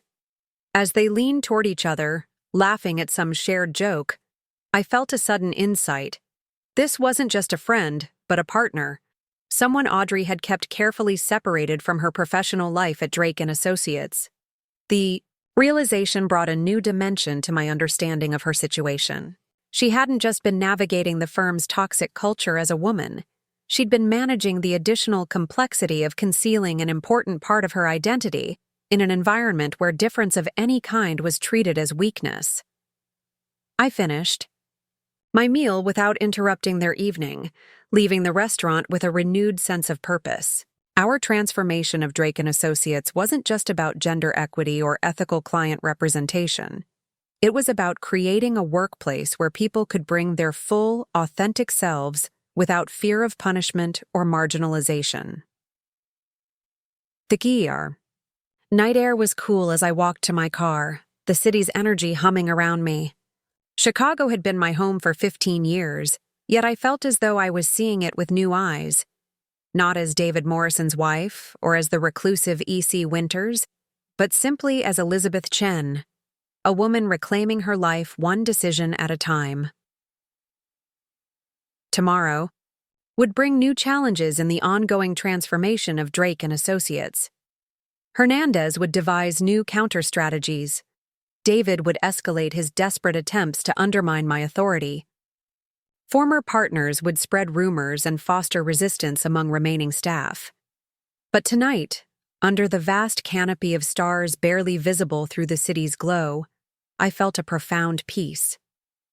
The path ahead might be difficult, but for the first time in years, it was truly my own, chosen freely, walked deliberately, and leading toward a future limited only by my own vision, rather than someone else's narrow assessment of my worth. My phone buzzed one last time as I reached my car, an email notification from Lisa. The subject line read simply, "Transition update, week 1 complete." Inside was a detailed summary of our progress. Clients retained, associates promoted, policies revised, toxic elements removed. At the bottom was a personal note. "I've worked at Drake for 7 years and never believed change was possible. Thanks you for proving me wrong. Lisa." Those simple words, more than any financial victory or strategic success, confirmed what I already knew in my heart. That worthiness isn't determined by others' assessments, but by the impact of our choices on the lives around us. As I drove toward the penthouse that would soon no longer be my home, I felt David's cruel label, worthless, finally lose its sting completely, replaced by the quiet certainty of my own value, defined not by what I owned or controlled, but by what I was helping to create. The second week of Drake & Associates. Transformation began with unexpected news. David had eloped with Audrey's former assistant, Vanessa Reed. The marriage announcement appeared in the legal section of the Chicago Tribune, accompanied by a carefully worded statement about finding happiness after betrayal and looking forward to building a meaningful future together. Marcus forwarded me the announcement with a single question mark. I didn't respond immediately, taking time to examine my reaction. I felt no jealousy, no sense of loss, only mild surprise at the hasty timing and a certain sadness for Vanessa, who had unwittingly stepped into a relationship with a man whose true character would likely reveal itself once the honeymoon phase ended. "It's a tactical move," Richard observed during our morning strategy meeting. "Getting married during divorce proceedings complicates the financial discovery process. He's trying to create leverage. He's also trying to control the narrative," I added. "David has always been obsessed with public perception. This is his attempt to reframe himself as the romantic hero rather than the disgraced attorney." James nodded in agreement. "From a financial perspective, it changes nothing. The prenuptial agreement remains enforceable, and Winterfall's corporate structure is still protected." I turned the conversation to more pressing matters: the ongoing client retention efforts, the associate remediation program, and the lateral hiring initiative that Audrey was spearheading. The restructuring was proceeding more smoothly than anticipated, with only minor resistance from the old guard who remained. After the meeting concluded, I found Audrey waiting outside my office, her expression troubled. "I just heard about David and Vanessa," she said once we were behind closed doors. "I feel responsible. Vanessa worked directly under me for 2 years. I should have warned her." "About what, specifically?" I asked, genuinely curious. "About David. About his pattern." She hesitated. "About how he pursued me when I was vulnerable, how he made promises he never intended to keep." I considered her words carefully. "Vanessa is an adult making her own choices, just as you did, just as I did. We can't protect others from experiences we've learned from ourselves, no matter how much we might wish to." "That's a remarkably generous perspective," she observed, studying me with new interest. "It's a practical one," I corrected gently. "Energy spent on regret is energy diverted from progress. Speaking of which, how are the lateral hiring initiatives proceeding?" She accepted the change of subject with visible relief. "Better than expected. We've secured commitments from 3 senior attorneys from Latimer and Price, all women with exceptional credentials who were passed over for partnership. and 7 mid-level associates from various firms have accepted offers to join next month. Excellent. And the associate remediation program. The first round of promotions will be announced today. 5 associates who were previously overlooked despite meeting all qualifications. Their compensation has been adjusted retroactively, as you approved. I nodded, pleased with the progress. These early wins will build momentum. People respond to visible change more than to promises of future improvement. After Audrey left, I turned my attention to a delicate matter I'd been postponing, meeting with the associates who had filed internal complaints about David's behavior. Though their identities had been protected in Audrey's reports, they deserved the opportunity to speak directly with leadership about their experiences. Lisa had arranged for these conversations to take place in a neutral conference room away from the executive floor, with a trauma-informed HR consultant present to ensure the discussions remained supportive rather than investigative. Each woman would choose whether to meet with me individually or as part of a group. 4 had opted for individual meetings, while 3 preferred to speak together. I spent the morning listening to their stories, similar patterns of initial mentorship that gradually crossed professional boundaries, followed by either rejection or continued inappropriate relationships, all occurring within a system that tacitly rewarded compliance and punished resistance. Their courage in coming forward, even in this protected context, moved me deeply. Each had risked her professional future to speak truth about experiences that many would prefer to keep hidden. Each had persisted in her career despite obstacles that had nothing to do with talent or dedication. "What happens now?" asked Miranda. Chen, no relation, a 5th-year associate whose promising career had stalled after she rebuffed David's advances. "We appreciate the listening session, but previous management excelled at appearing to take concerns seriously while ensuring nothing. Actually changed." "That's a fair question," I acknowledged. "Here's what happens next. First, you'll each receive formal documentation acknowledging that your complaints were valid and should have been addressed when initially reported. Second, your personnel files will be reviewed for any retaliatory performance evaluations, which will be removed. Third, you'll be prioritized for advancement opportunities that align with your career goals without any obligation to accept them." "And David?" asked another associate, her voice tight with controlled emotion. "He's married again already. Building a new life as if nothing happened." I met her gaze directly. "David's professional reputation is irreparably damaged. His legal challenges against the firm are failing. His attempts to take clients have been unsuccessful. Most importantly, the system that protected him has been dismantled. That may not feel like sufficient justice, and perhaps it isn't, but it's the reality we can create within our professional context." The meetings left me emotionally drained, but more committed than ever to the transformation we were undertaking. This wasn't just about changing policies or leadership. It was about healing deep wounds inflicted by years of systemic failure. As I returned to my office, Lisa intercepted me with an update that momentarily broke through my professional composure. Vanessa Reed, now Vanessa Morrison, had applied for an open position at Drake & Associates. "She what?" I asked, certain. I had misheard. "Submitted a formal application for the Client Relations Director position," Lisa confirmed, handing me the file. Her resume is actually quite strong. 5 years at Latimer & Price before joining Drake as Audrey's assistant. Advanced degree in communications. Excellent references. I took the file, scanning it quickly. On paper, Vanessa was indeed well qualified for the role, perhaps even the strongest candidate based on experience alone. But the complexity of having David's new wife working at the firm he'd been forced to leave created obvious concerns. "Schedule an interview," I decided after careful consideration. "Standard protocol, same as any other candidate." Lisa looked surprised. "You're actually considering her?" "I'm considering everyone with appropriate qualifications," I replied. "Rejecting? Her application outright would contradict the merit-based culture we're trying to build." The interview was scheduled for the following afternoon. standard format with an initial screening by HR, followed by a panel interview with department leaders, and finally a one-on-one with me if she progressed that far.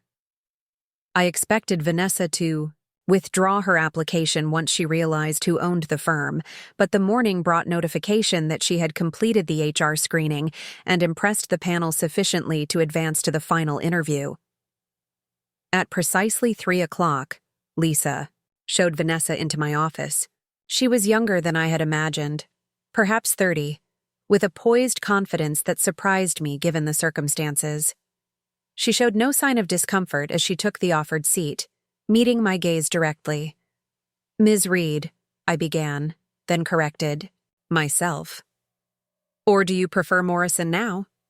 "Reed Morrison professionally," she replied smoothly. "Thank you for seeing me, Ms. Chen. I appreciate the opportunity to be considered on my merits rather than my personal connections." Her directness was refreshing, if unexpected. "Let's address the elephant in the room," I suggested. "You recently married David Morrison, my soon-to-be ex-husband, who was terminated from this firm under challenging circumstances. That creates an unusual dynamic for this position." She nodded, entirely unruffled. "I understand how it appears. Before we proceed, I want to be clear about 2 things. First, I applied for this position before David and I decided to get married.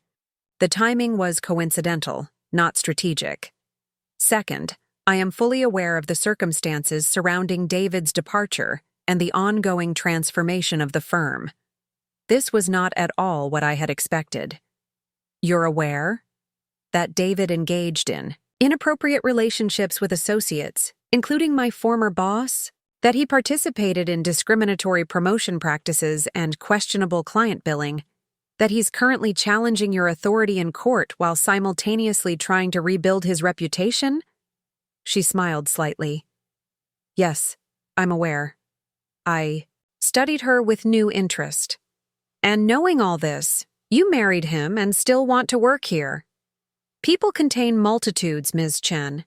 David has significant flaws and has made serious mistakes. He's also capable of growth and change with the right influence. As for working here," she gestured around the office, "you're creating something revolutionary. Who wouldn't want to be part of that?" Her answer was either remarkably genuine or exceptionally calculated. Either way, it demonstrated an emotional intelligence that would serve the client relations position well. "Let's discuss your qualifications," I suggested, turning to her file. For the next 30 minutes, we engaged in a substantive conversation about client experience management, communication strategies, and relationship building in professional services contexts. Her responses were thoughtful, specific, and grounded in both theory and practical experience. By the time our scheduled time concluded, I had to admit she was genuinely the strongest candidate for the position. "I have one last question," I said, as she prepared to leave. "If offered this position, how would you handle the inevitable awkwardness of working for your husband's ex-wife?" Vanessa considered the question seriously. "With transparent professionalism, I would establish clear boundaries between my personal and professional lives.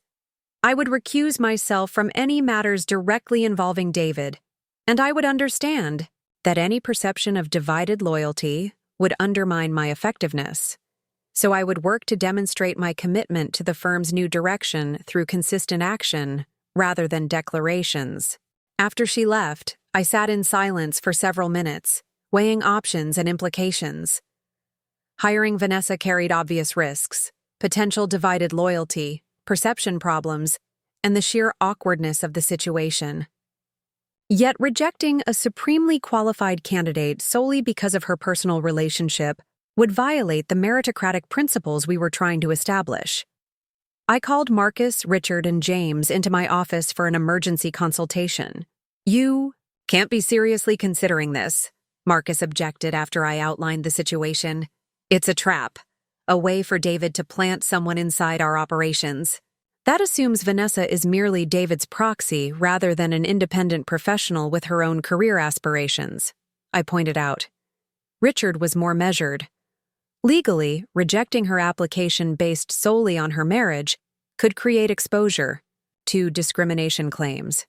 We'd need to document substantial non-marital reasons if we decide against hiring her, which we don't have, James added reluctantly. Based on her resume and interview assessments, she's objectively the most qualified candidate. We debated for nearly an hour, examining the situation from every angle. Eventually, I made my decision. We'll offer her the position with specific parameters: enhanced confidentiality agreements, recusal from any matters involving David, and a clear understanding that any evidence of information sharing will result in immediate termination. My team looked skeptical but accepted the decision. As they filed out, James lingered behind. "This is either the most enlightened decision you've ever made or the most naive," he observed. "I'm not sure which yet." I smiled slightly. "Neither am I. But I know which kind of leader I want to be. One who judges people by their demonstrated abilities rather than their personal connections, even when those connections are complicated." The offer was extended to Vanessa the following morning, complete with the additional parameters we had established. She accepted without hesitation or negotiation, agreeing to all terms and expressing gratitude for the opportunity. While this professional drama unfolded, my personal life was undergoing its own transformation. I had found a lakefront condo that resonated with my authentic aesthetic: warm woods, natural light, and stunning water views. The purchase proceeded quickly, financed entirely through my Winterfall assets, rather than any resources connected to David. My mother arrived from Minneapolis to help with the transition, bringing her practical Midwestern sensibilities and unwavering support. Together, we selected furniture, artwork, and decor that reflected my true tastes, rather than the minimalist modernity David had preferred. "I never understood how you lived in that steel and glass box he called home," she commented as we arranged books on the built-in shelves in my new living room. "It was like a museum where you couldn't touch anything." "That was the point," I replied, realizing the truth of it as I spoke. David wanted a showcase, not a home. A perfect setting that reflected his success. She handed me a framed photograph of my father, the one David had always relegated to my private office because he thought it didn't match the aesthetic. "Your father would be so proud of you," she said softly. "Not because of your success, though that too, but because you've finally claimed your own space in the world." The divorce proceedings advanced in parallel with these personal changes.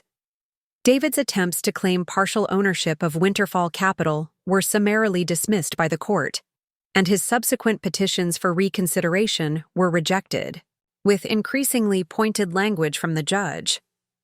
With his legal maneuvers failing, David shifted tactics, offering to settle the divorce quickly and quietly in exchange for a consulting role at Drake & Associates. "Absolutely not," was my immediate response when Richard presented the offer. "The divorce settlement will follow the prenuptial agreement exactly as written. No modifications, no side arrangements, no consulting roles." The message was delivered, and within days, David's attorney submitted revised settlement terms that aligned with the original prenuptial parameters. The divorce would be finalized within 30 days, legally ending a relationship that had emotionally concluded the moment David called me worthless. Meanwhile, Drake & Associates continued its transformation. The Associate Remediation Program had identified 23 attorneys whose careers had been artificially suppressed by the old regime. Each received appropriate promotions, compensation, adjustments, and opportunities to lead significant matters. Client reactions to these changes had been overwhelmingly positive, with several specifically requesting diverse legal teams for their matters. The ethical billing initiative had resulted in more transparent client relationships and, surprisingly, increased profitability as associates felt empowered to accurately report their work, rather than conforming to arbitrary expectations. Vanessa started her new role with remarkable professionalism, quickly establishing herself as both competent and committed to the firm's new direction. She maintained scrupulous boundaries, never mentioning David or our past connection unless directly relevant to client concerns. One morning, about a month after Vanessa joined the firm, Audrey appeared in my doorway with an unexpected request. "Need your advice," she began, uncharacteristically hesitant. "About Vanessa." I gestured for her to enter and close the door. "Professional or personal?" "Both." She sat down, visibly uncomfortable. "She was my assistant for 2 years, including during my relationship with David. Now she's married to him and working here in a senior role. I'm not sure how to navigate this." I considered her dilemma thoughtfully. The complex interconnection between our professional and personal lives created genuine challenges, not easily resolved with standard management advice. "Have you spoken with her directly about your concerns?" I asked. Audrey shook her head.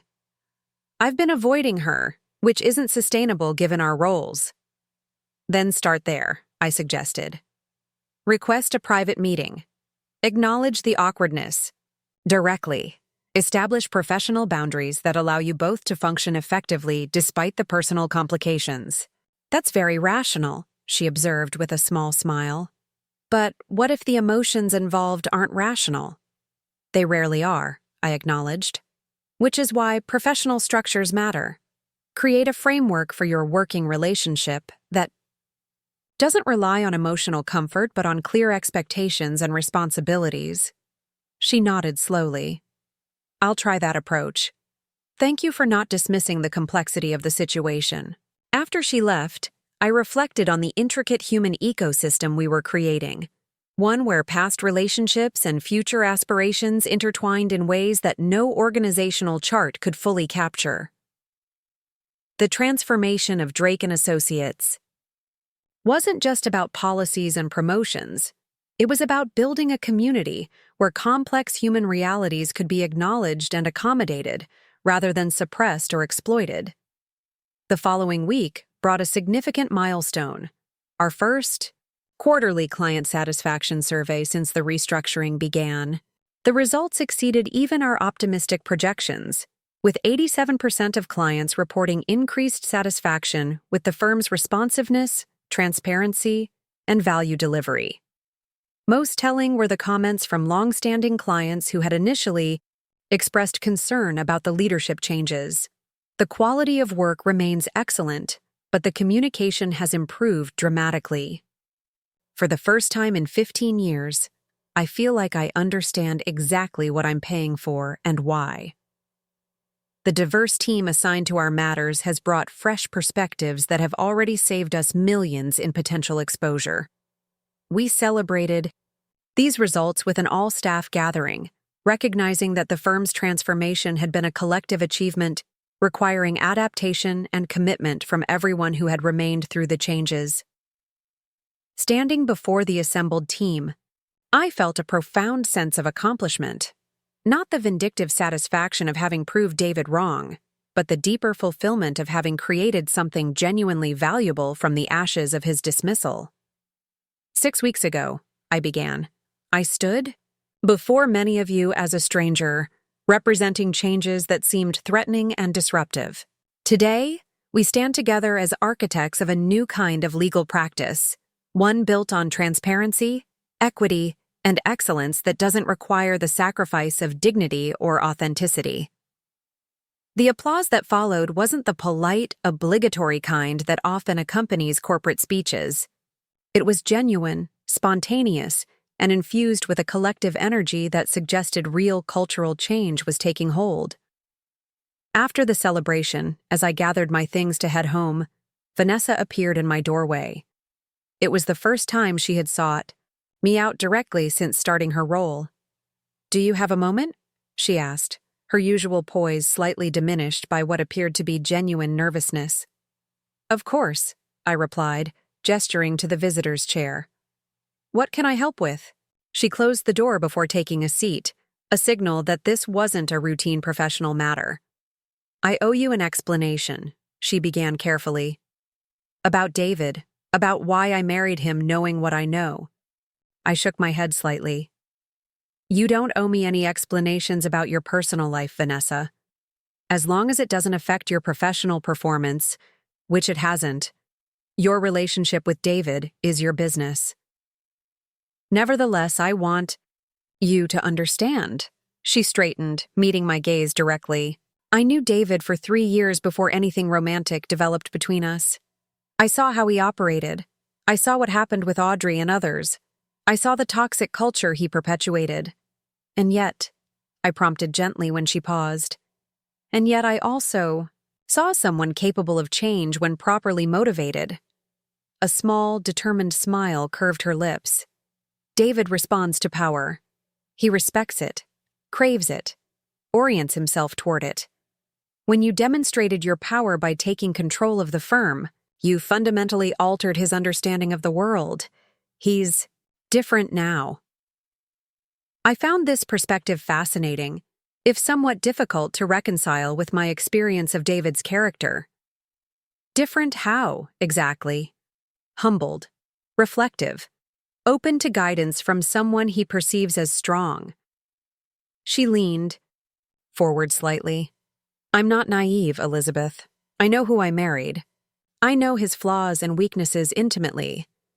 But I also believe in the possibility of redemption through accountability. The insight struck me with unexpected force. Vanessa hadn't married David despite knowing his true nature. She had married him because of it, seeing an opportunity to guide someone with significant talents toward a better expression of those gifts. That's either remarkably compassionate or incredibly ambitious, I observed. Possibly both. She laughed, a genuine sound that transformed her carefully composed features. Definitely both. I have no illusions about the challenge I've undertaken, but I believe people deserve the opportunity to become better versions of themselves, even people who have caused harm. Her words resonated with me in unexpected ways. Wasn't I engaged in a similar project with Drake and Associates, believing that a fundamentally flawed institution could be transformed into something better through determined intervention? I appreciate your candor, I told her sincerely. And while my personal history with David makes it difficult for me to share your optimism about his capacity for change, I respect your choice and your clarity about it. She nodded, apparently satisfied that her message had been understood. Thank you for listening, and thank you for judging me by my work rather than my personal connections. It means more than you might realize. After she left, I remained at my desk, contemplating the unpredictable ways that lives intersect and influence each other. 6 months ago, I could never have imagined that David's affair with Audrey would lead to a restructured law firm, or that his new wife would become one of my most effective executives, or that I would find a deeper sense of purpose through the very crisis that had seemed designed to destroy my self-worth. The human story is never linear, never as simple as villain and victim, never limited to the narrow roles we initially perceive.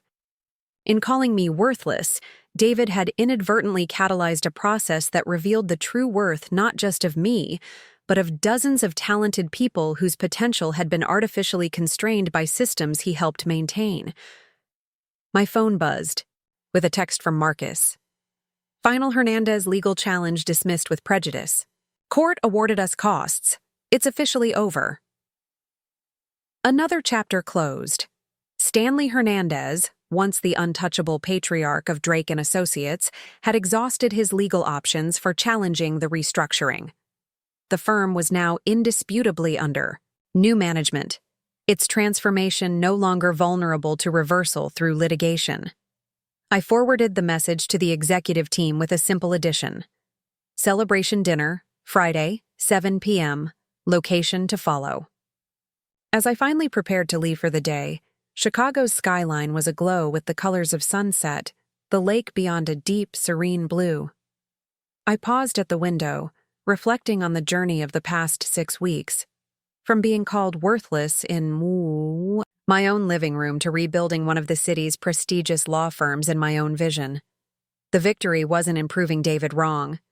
It was in discovering that my worth had never depended on his assessment in the first place. My phone buzzed again, this time with a personal email notification that made me smile. My mother had sent photos of my completed condo, the last decorative touches having been added that afternoon in preparation for my official move-in this weekend. The space looked warm, inviting, and unmistakably mine, filled with books, art, and comfortable furnishings that reflected my true aesthetic rather than anyone else's expectations. I took one last look around the office that had been David's less than 2 months ago. The space had been transformed along with the firm. The imposing mahogany desk replaced with a more collaborative arrangement. The intimidating visitor chairs swapped for comfortable seating that invited conversation rather than reinforcing hierarchy. The walls adorned with art by local female and minority artists rather than the predictable hunting prints and sailing scenes David had preferred. As I walked toward the elevator, I passed Audrey and Vanessa deep in conversation in a small conference room, their body language suggesting a difficult but productive dialogue. They noticed me passing and both nodded in acknowledgement. 3 women whose lives had been irrevocably intertwined by one man's actions, each now charting her own course while maintaining professional respect. In the parking garage, I found James waiting beside my car, his expression serious. "We need to talk about Kellerman Pharmaceuticals," he said without preamble. "There's been a development." I unlocked the car, gesturing for him to join me.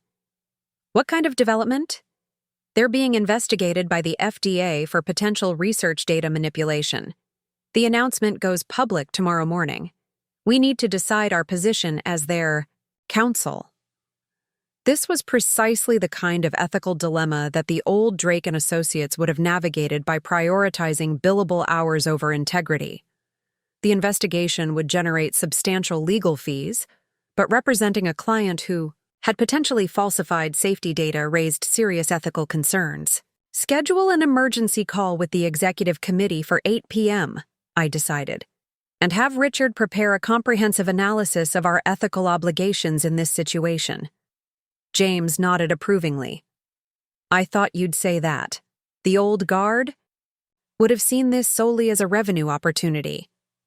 "We're not the old guard," I reminded him, starting the car. "And our worth isn't measured in billable hours." As I drove toward my new home, I realized that the transformation of Drake and Associates was far from complete.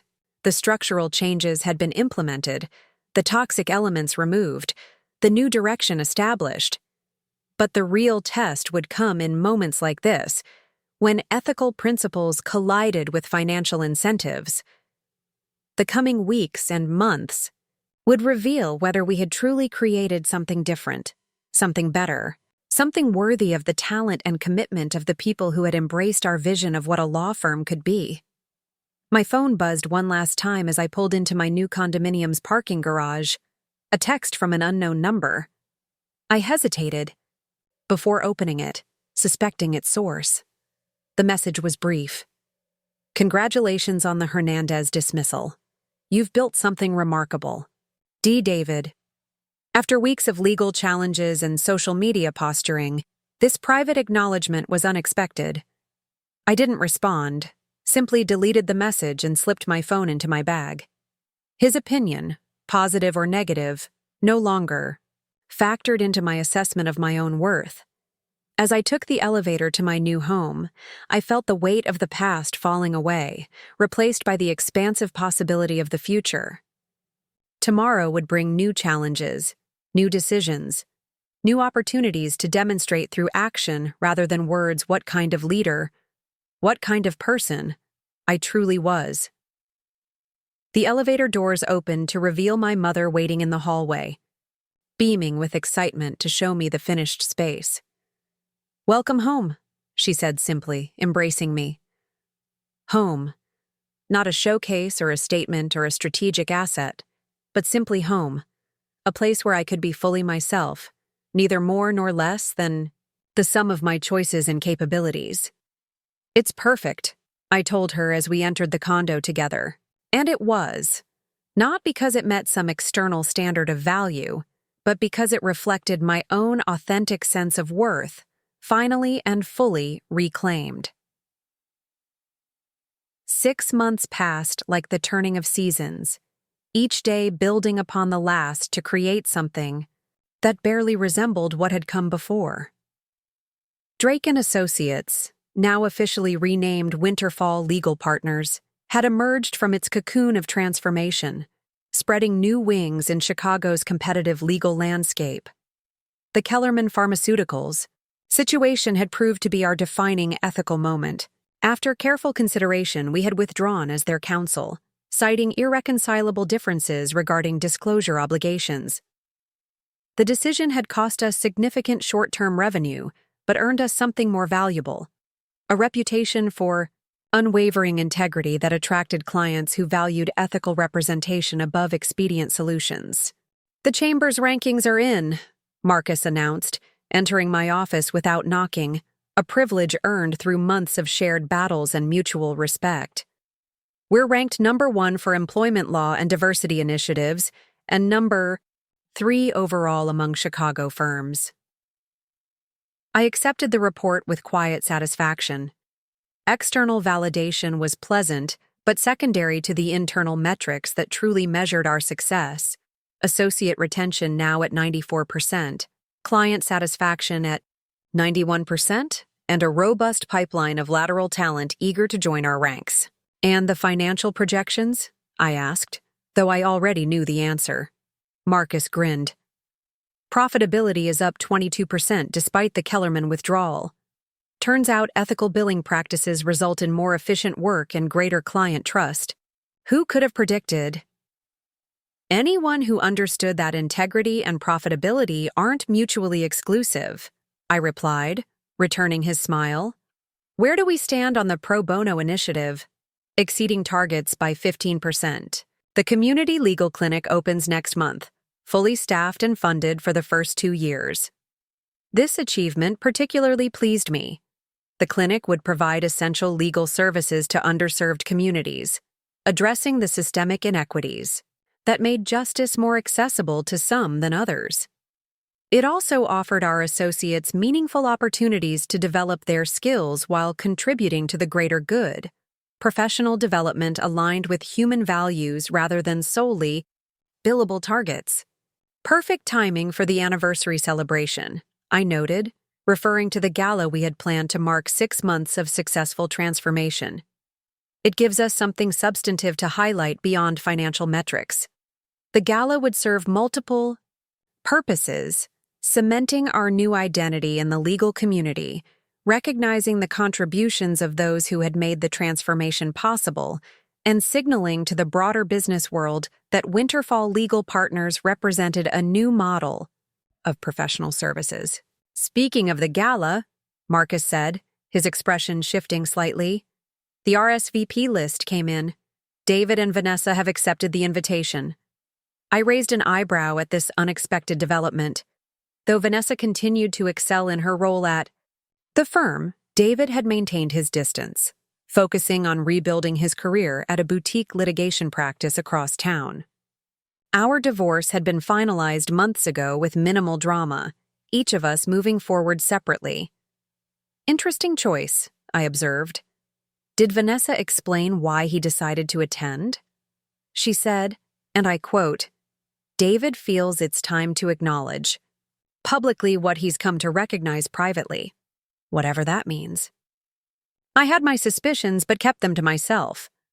According to occasional updates from Vanessa, David had been engaged in a rigorous process of professional reinvention, eschewing the toxic behaviors that had defined his time at Drake, embracing a more collaborative approach with colleagues, even seeking therapy to address the insecurities that had driven his worst impulses.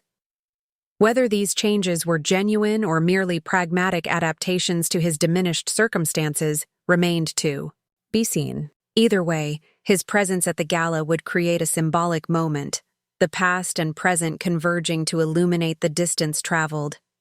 "Make sure they're seated at Audrey's table," I decided after brief consideration. If this is truly about acknowledgement and reconciliation, then let's create space for it to happen fully. Marcus looked skeptical, but nodded. I'll update the seating chart, and I'll make sure security is discreetly informed, just in case acknowledgement turns into something less constructive.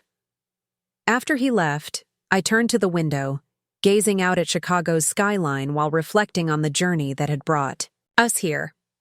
6 months since David had called me worthless in our penthouse living room. 6 months of dismantling and rebuilding, of challenging entrenched systems and creating new possibilities. 6 months of becoming more fully myself with each passing day. My phone buzzed with a text from my mother. "Dinner still on for tonight? I have news." I smiled, typing a quick confirmation. Since my divorce, my mother had begun spending more time in Chicago. Rediscovering the city she had loved as a young woman before marriage had taken her to Minneapolis.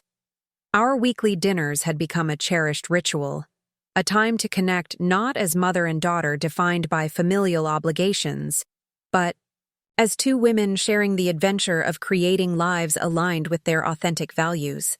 The afternoon passed in a blur of client meetings, strategic planning sessions, and collaboration with Audrey on the Associate Development Program that had become the cornerstone of our talent retention strategy. Under her leadership, we had created a model that emphasized multidimensional growth rather than narrow specialization, enabling associates to develop both depth and breadth in their legal expertise. The Talent Management Committee has approved the flexible partnership track, she reported during our weekly check-in. Associates can now pursue partnership through the traditional billable hours route or through the alternative contributions pathway we designed. This innovation directly addressed a systemic issue in legal practice: the way traditional partnership criteria disadvantaged attorneys with caregiving responsibilities or commitments outside the firm. Our alternative pathway recognized contributions to knowledge development, client relationship building, and community engagement as equally valuable to raw billable hours. Excellent. How has it been received by the current partnership candidates? Audrey's smile told the story before her words did. 3 associates who were considering leaving have withdrawn their resignations. 2 who left under the previous management have asked to return.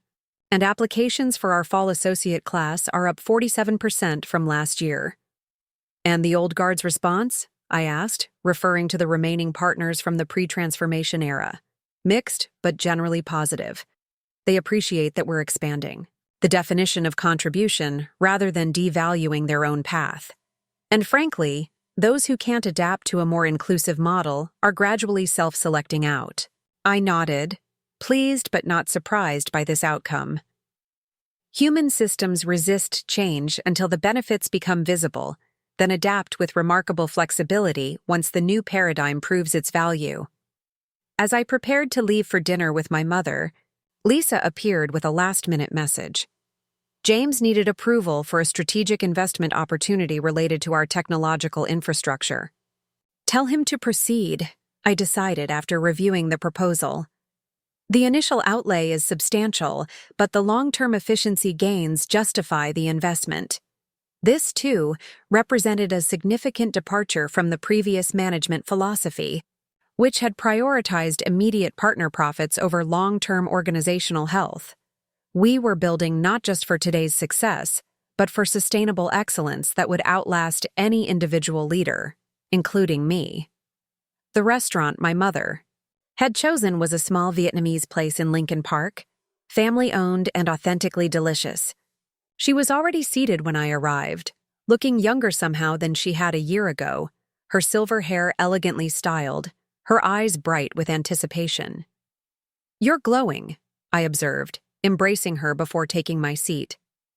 "This news must be good," she laughed, a sound I heard more frequently now that David's subtle critique of her excessive enthusiasm no longer hung between us. "It is. At least, I think it is." She paused, suddenly uncharacteristically shy. "I'm moving back to Chicago permanently. I've accepted a position teaching art history at the community college." "Mom, that's wonderful!" Her passion for art history had been sidelined for decades during her marriage and subsequent career in educational administration. "When did this happen?" The opportunity came up suddenly. A former colleague reached out about a mid-year retirement. I interviewed last week while you were in New York for that conference. Her expression turned mischievous. I also found an apartment. In your building, actually. 2 floors down. You're kidding. But of course she wasn't. My mother had always made decisive moves once she determined her direction. It was a quality I had inherited from her, though I hadn't fully recognized it until recent events had forced me to reclaim my own decisiveness. Is that too close? I don't want to intrude on your independence. The question was genuine, free from the emotional manipulation that often characterizes parent-child relationships. It's perfect, I assured her. Close enough for impromptu dinners, far enough for separate lives.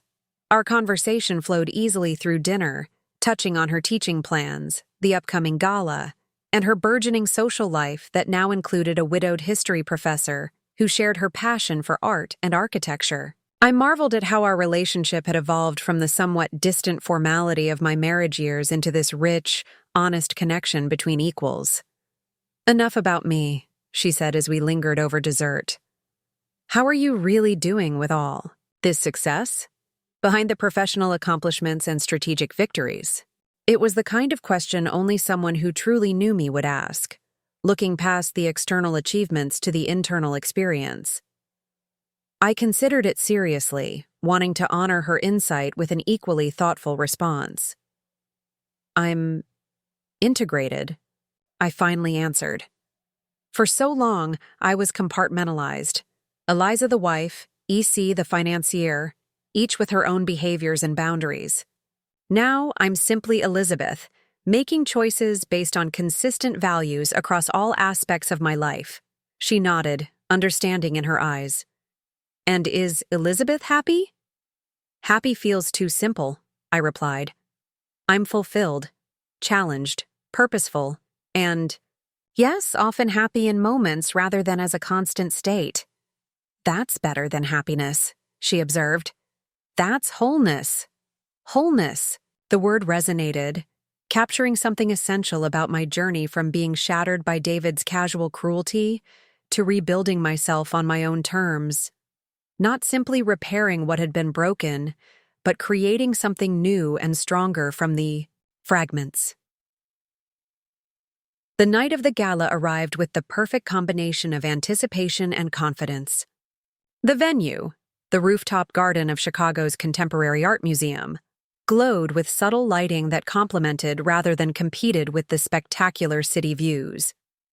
200 guests mingled among installations by local artists, the conversation humming with genuine engagement rather than the forced networking that characterized typical legal industry events. I circulated through the crowd, greeting clients, colleagues, and community partners with authentic attention, no longer playing the role of supportive wife or enigmatic financier, but simply being the leader I had become. Audrey approached, resplendent in a midnight blue gown that complemented her fair complexion. They've arrived, she murmured discreetly. Table 12, as arranged. I glanced in that direction, catching my first glimpse of David in nearly 6 months. He looked different, thinner, less polished, but somehow more present. Beside him, Vanessa was elegantly understated in pale gold, her hand resting lightly on his arm in what appeared to be a gesture of support rather than possession. Are you prepared for whatever he might say? Audrey asked, her concern evident. Completely, I assured her. Whatever happens tonight doesn't change what we've built or who we've become. The formal program began with a welcome from Marcus, followed by a short video highlighting the transformation of Drake & Associates into Winterfall legal partners. The before and after statistics were compelling, from 12% female partners to 48%, from 0 attorneys of color in leadership positions to 7, from client satisfaction rates in the low 70s to the low 90s. When it was my turn to speak, I approached the podium with calm confidence, surveying the gathered guests with genuine appreciation for their presence. 6 months ago, I began, we embarked on a journey to reimagine what a law firm could be. not just in terms of diversity or inclusion, though those are essential components, but in our fundamental understanding of what constitutes value in the legal profession. I went on to outline the philosophical shift that had guided our transformation, from a zero-sum conception where some must lose for others to win, to an expansive vision where excellence and equity reinforced rather than opposed each other. Results speak for themselves, I concluded. Increased profitability, enhanced client satisfaction, improved talent retention, and most importantly, a community of legal professionals who bring their full, authentic selves to work each day, no longer required to compartmentalize their humanity in service of an artificial professional ideal. The applause was warm and genuine, especially from the associates and staff who had experienced the transformation most directly. As I returned to my table, I deliberately passed by where David and Vanessa were seated, acknowledging them with a brief nod but not stopping to engage. The message was clear. I recognized their presence but wasn't defined by our past connection. They were simply two guests among many at an event celebrating something much larger than any personal history. The evening progressed through dinner and informal conversation, the atmosphere relaxed yet purposeful. I was speaking with a federal judge about our pro bono initiative when I felt a presence at my shoulder. Turning, I found David standing there, his expression a complex mixture of discomfort and determination. "Elizabeth?" he began, using my full name rather than the diminutive Eliza he had always preferred during our marriage. "Might I have a moment?" I excused myself from the judge, leading David to a quieter corner of the rooftop where our conversation wouldn't be easily overheard. "Congratulations on all this," he said, gesturing to encompass the event and all it represented. "It's truly remarkable what you've accomplished." "Thank you," I replied simply, neither dismissing his praise nor appearing overly gratified by it. He seemed unsure how to continue, a stark contrast to the smooth, confident attorney who had once dominated every conversation. "I owe you an apology," he finally said, the words clearly difficult for him. "Not just for how our marriage ended, but for failing to see who you truly were throughout our relationship." I studied him carefully, trying to gauge the sincerity behind this unexpected acknowledgement. "Why now, David? What's changed?" He smiled, ruefully. "Everything? My career trajectory? My understanding of my own motivations? My relationship with Vanessa, which is different from anything I've experienced before." He paused, seeming to search for the right words. "Mostly, I've changed. Or maybe I'm finally becoming who I should have been all along." With Vanessa's guidance, I observed, not unkindly. "She's been," he hesitated, "relentlessly honest in ways I wasn't prepared for. It's uncomfortable, necessary. I'm not sure I deserve her." "That's probably accurate," I agreed, allowing a small smile to soften the assessment. "But perhaps that's not the point. Maybe relationships aren't about deserving, but about becoming." He looked startled by this perspective, then thoughtful. "I called you worthless," he said quietly. "It was the cruelest, most inaccurate thing I've ever said. I know words can't undo that harm, but I want you to know I recognize how deeply wrong I was about you, about what constitutes true value, about everything that matters."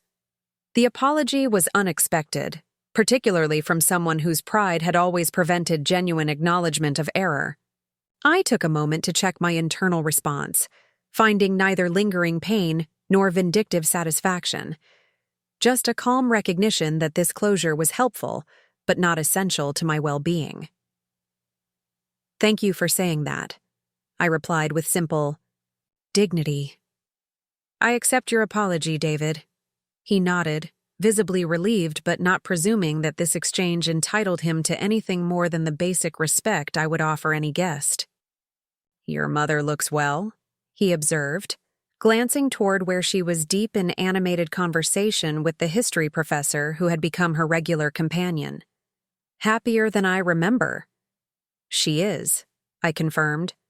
We both are. A comfortable silence fell between us, the awkwardness of our initial encounter replaced by a muted recognition that we had once been important to each other, even if in ways that neither of us had fully understood at the time. I should return to Vanessa, he said, eventually. Thank you for including us tonight. It matters to both of us. As he walked away, I felt a sense of completion rather than closure, the final piece of a complex puzzle sliding into place, revealing a picture different from what I had initially imagined, but somehow more satisfying in its unexpected configuration. Later, as the event wound toward its conclusion, I found myself standing at the rooftop's edge, looking out over the city I had made my own. Chicago spread before me, a tapestry of lights against the darkness, each representing lives and stories as complex and multifaceted as my own. Audrey joined me, offering a glass of champagne. Successful evening, she observed, though I must admit I didn't expect David's apology. Neither did I confessed. Vanessa's influence, I suspect. Audrey smiled, a genuine expression free from the tension that had once characterized any mention of David or Vanessa. She's rather remarkable. I underestimated her. As did I acknowledged. As did David, though he seems to be learning better. We stood in companionable silence for a moment. Two women who had moved from being unwitting competitors in David's drama to colleagues united in creating something more meaningful than either of us could have built alone. What's next? Audrey asked eventually. For you? For the firm? For all of this? It was a question I had been considering myself, not from dissatisfaction with what we had accomplished, but from recognition that transformation is a continuous process rather than a finite achievement. Expansion, perhaps, I replied. Not just geographically or in terms of practice areas, but conceptually, taking what we've learned about integrating excellence and equity and applying it in new contexts. I thought of the community legal clinic we were launching, the educational partnerships we were developing with law schools to reshape legal education, the policy advocacy we had begun to address systemic barriers to justice. The possibilities are limitless when we stop defining value in narrow traditional terms, I continued. When we recognize that worth isn't determined by billable hours or corner offices, or even professional success, but by the impact we have on the lives around us. Audrey raised her glass in a quiet toast to redefining worth.